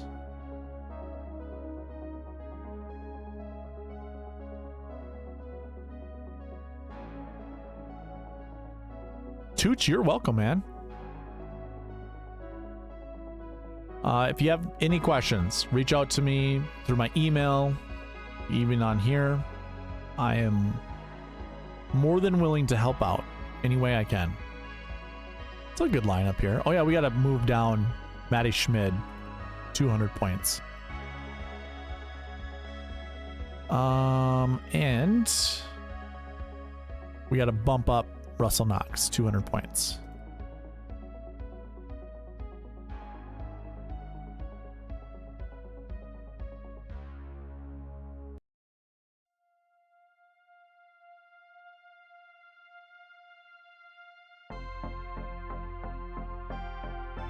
Scott, Penrith, Hardy, Hickok, Knox. Did we not bump up Knox? Who did I bump up? I bumped up Hickok. That's fine. He needs to be bumped up, so too does Knox. Hate when that happens, when you accidentally click the bottom square. It's so stupid.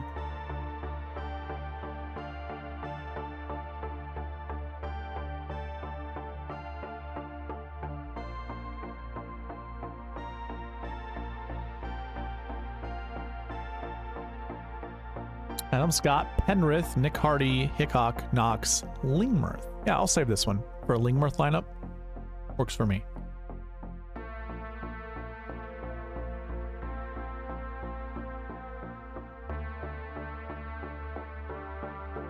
AJ goes, hopefully we'll knock it out of the park. Yeah, I agree. Adam Scott, Lucas Glover, Justin Lauer, Hickok, Knox, Gerard. I like this lineup a lot. Very good. Oh yeah, someone mentioned, like, was that you, AJ, that put 6 golfers out? I was actually gonna run that against the optimizer to see what it looked like, but I don't remember. I'll find it if it was you. Scott, Glover, Lauer, Hickok, Knox, Gerard. Did we just save that one? Yeah.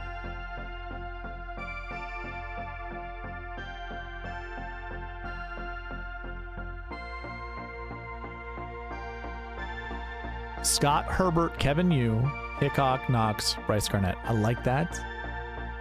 I wish it wasn't Garnett, but the rest of them I like. Save it either way. It's fine.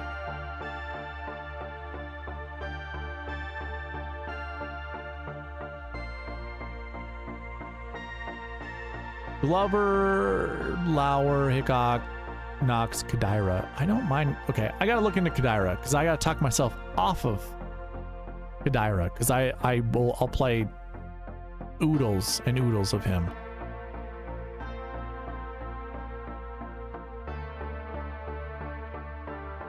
Toshi, 12th place finish at Zozo, missed the cut last week and missed the cut at the Sanderson Farms.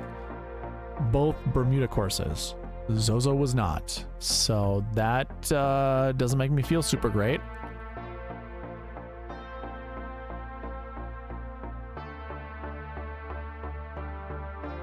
'51st in my model. Yeah, not good on Bermuda at all. Okay, cool. Glad to know. I just talked myself off of Kadira. Okay, AJ, I'll look for him, and I'll put it in the optimizer before I leave. Scott, Noren, Duffy, best lineup yet. This is my AJ. I know you like recaps. So far, this is my favorite lineup. Mostly because it has Endicott in there with Duffy. Not that they're my 2 favorite golfers, but I like that different. Like that's different. Now I'm gonna do Wicknotney. Love that one. Nick Watney. I like this lineup too. We're only changing the 1 golfer, but I like it. John O'Hare. Just a natural 10-9-8-7-7-6. I like it.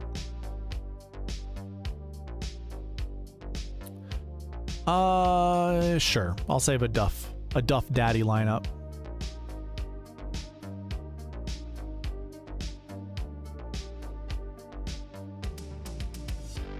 Scott, Herbert, Lauer, Kramer, Hickok, Knox, Kevin Chappell. Oof.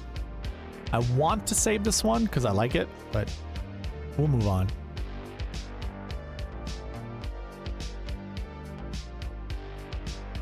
New. Scott, List, Lauer, Hickok, Knox, Tway. Yeah, I mean, it could, but no thanks. Sung Kang. Sure. This will be the one Sung Kang lineup I actually save. I'm going to change this to 49.5. I don't want to see anything less than 49.5.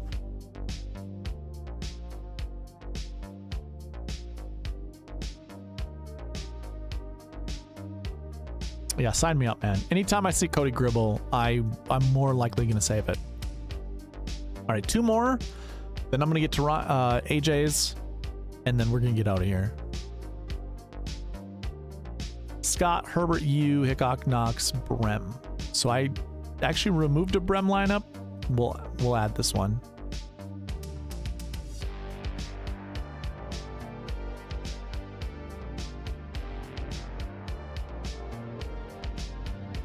No, I don't want Harry Higgs.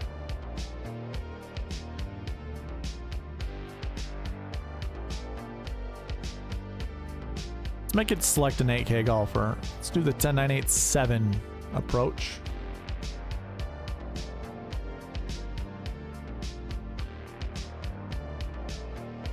Fabian Gomez. Sure. Haven't seen a lot from Fabian. I like that. Let's create one more just to see what it looks like. I'm not sure I want to end on a Fabian Gomez lineup, but I don't mind it. Perfect. Perfect. Couldn't script it any better. All right. So, AJ, let me go find those 6 golfers that you had stated.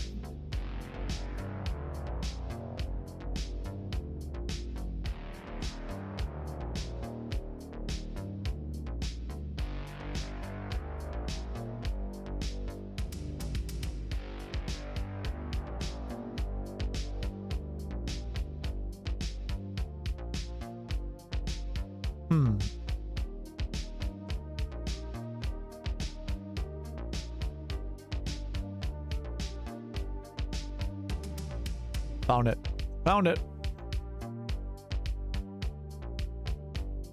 Okay. So you had Batia, Smalley,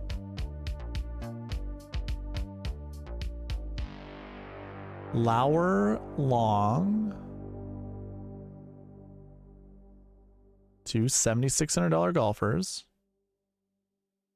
Rue Knox, and Brian Gay. Knox, where was Knox again? 73. Brian Gay was what, 63? Nope, 67. See what it looks like.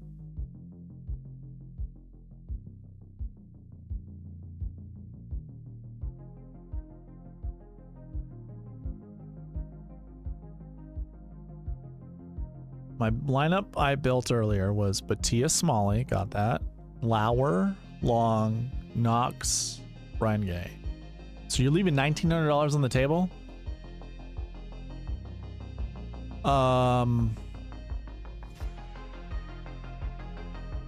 Is that right?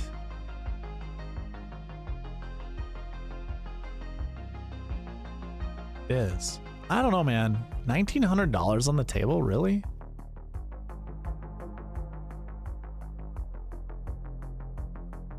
Like, I like all 6 of those golfers, don't get me wrong. I got no issue with it, I guess. It's a solid lineup of 6 golfers. I'm gonna do this.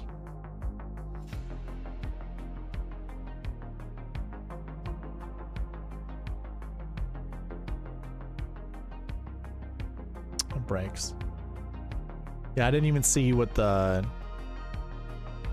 So yeah, $1,900 left on the table. Wouldn't follow the sweet spot process. Don't want to leave more than 1,000 on the table. And you're selecting 4 guys who finished inside the top 20 last year. That alone is over the max that I have set. You're also not selecting anybody who's not played last year, which there's usually a high success rate of that. Last week 2s, that fits. Everything else fits for last week, so that's good. You're also selecting 4 guys with really good course history. 3 would be the max. You've got 4. And then we're also not choosing anyone who has not played last year. Recent form all looks good for all your selections there. We're not selecting a strokes gain 2 guy, so that's probably not super great.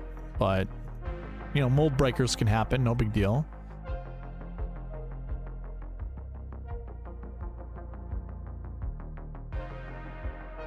Salary, that's fine. Marquee tee times, that's good too. Hey man, if it works for you, it works for you. And if this is like a course history event where over time it's going to prove that the more times you play here, the better golfers we would be or could be, all the better. I figured no one would leave that much money. Yeah, so I kind of gave my opinion on it during the past optimal and GPP winning lineups, I believe, where it's like if you left $1,900 on the table, and actually I think that was exactly what 2022 was about, or 2021. Okay, never mind. It was way more. It was $5,300. Yeah. Maybe I was talking about it right here. $1,600 left on the table for an optimal lineup. So it's just, so first of all, great golfers. That's the number one thing you got to think about when you're leaving that much money on the table, is like, do you have 6 good golfers in this field? I think that's fine. Like, these are 6 good golfers for this field. So you don't really have to think of price being a deterrent or something that you need to follow all that much, but you are limiting your I guess I don't know what to call it. I'd say win potential, but not having the favorited golfers in the field, despite this being a crappy field, you still would want, you know, maybe add another 9K, maybe add a 9K golfer, replace one of your 7K golfers with a 9K golfer. Personally, even if Brian Gay finishes like 16th, 17th, 18th place, that's fine, but I'm not really all that interested, if I'm being honest, in Brian Gay. So, and so I'm sure he fits the last year one and the course history one. I bet you if I remove him, we don't break the optimizer. It's a possibility we don't break the optimizer. We'll see.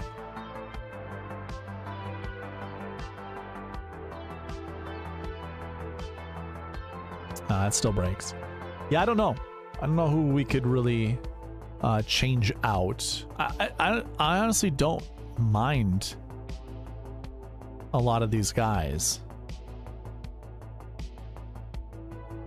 I'm not really sure where it's erroring out.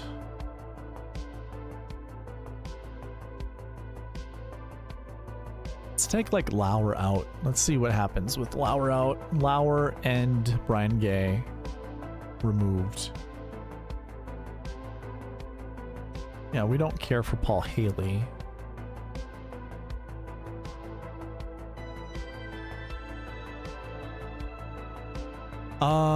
Let me take out the 9K range. Maybe I bring back Lauer. Maybe this will help. Could. I won't, but could. Nope.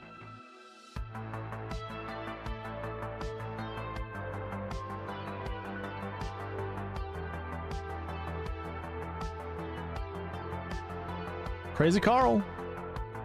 Crazy Karl.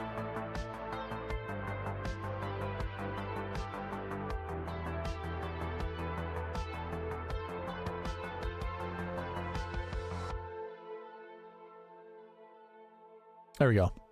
I'd do something like this. You get Batia, Smalley, Long, and Knox, which I think are 4 good players that were in your original lineup. Then we add Davis Riley, who I don't really have an issue with, and Sam Bennett. So this could be his breakout week. You never know. Kid looks good. Smashes it off the tee. Might help. Might not. Just an alternative one, not having Davis Riley in there. Herbert. Ooh, we don't want Jim Herman.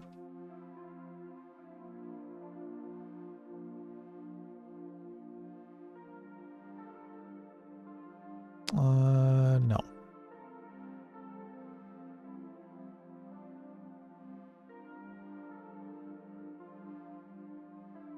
And now we're getting all of our low 6K golfers, which are not bad, but I'm also not, don't really care too much for it. Danny Guys. Cool name. Martin Contini. Maybe. Andy Zhang? No. Or Zhang? No. What the hell, man? One of the Bryan boys right there, George Bryan. No idea how good of a golfer he is, but possibility. Right, I'm kicking out Herbert. It's creating these stupid lineups. And it breaks. So yeah. I don't know, man. Might not be the greatest core to go with. Of course, the sweet spot process is very narrow when it comes to selection. So, really up to you. And the most optimal lineup following the current conditions, Dietrich, Smalley, Riley, Hickok, because, oh yeah, we got to move Hickok back down, right? Did we give him a point boost? No, we gave Knox a point boost, right? I think we did.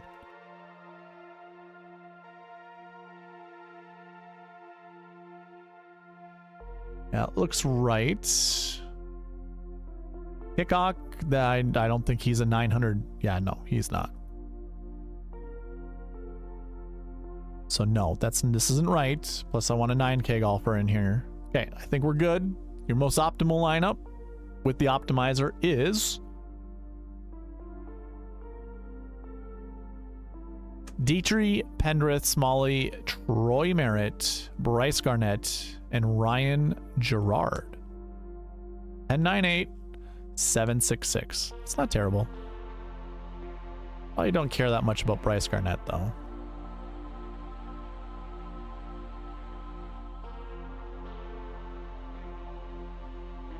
Don't care that much about Harry Hall either. Looks like Dietrich's probably the play over. I actually kind of like it over Adam Scott, if I'm being honest. Crazy Carl. I don't mind this. 1098-776. I don't mind Dietrich over Scott, honestly. Any of those 10K golfers I think are just fine. But as the sweet spot process goes, looks like Dietrich and Pendrith are the top two combos.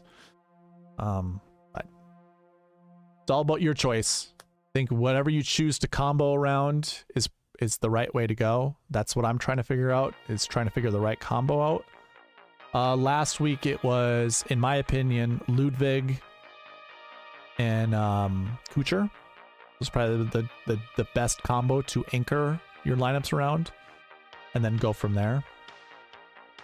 So this week, I mean, I don't know. I really like Adam Scott. I like Dietrich.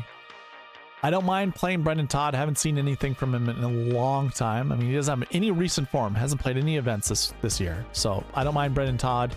And Akshay is a budding star. So those 10K golfers, and in the 9K range, by the way, I like Herbert, I like Noren, I like Glover, I like Griffin. Don't really care so much for List, and I actually really don't care that much for Pendrith. And Gim is kind of an oversight. Maybe this is a Gim week. I don't know. Anyways, that's going to be it for me. This went a lot later than I thought it would, but for all those that stayed with me, I appreciate it.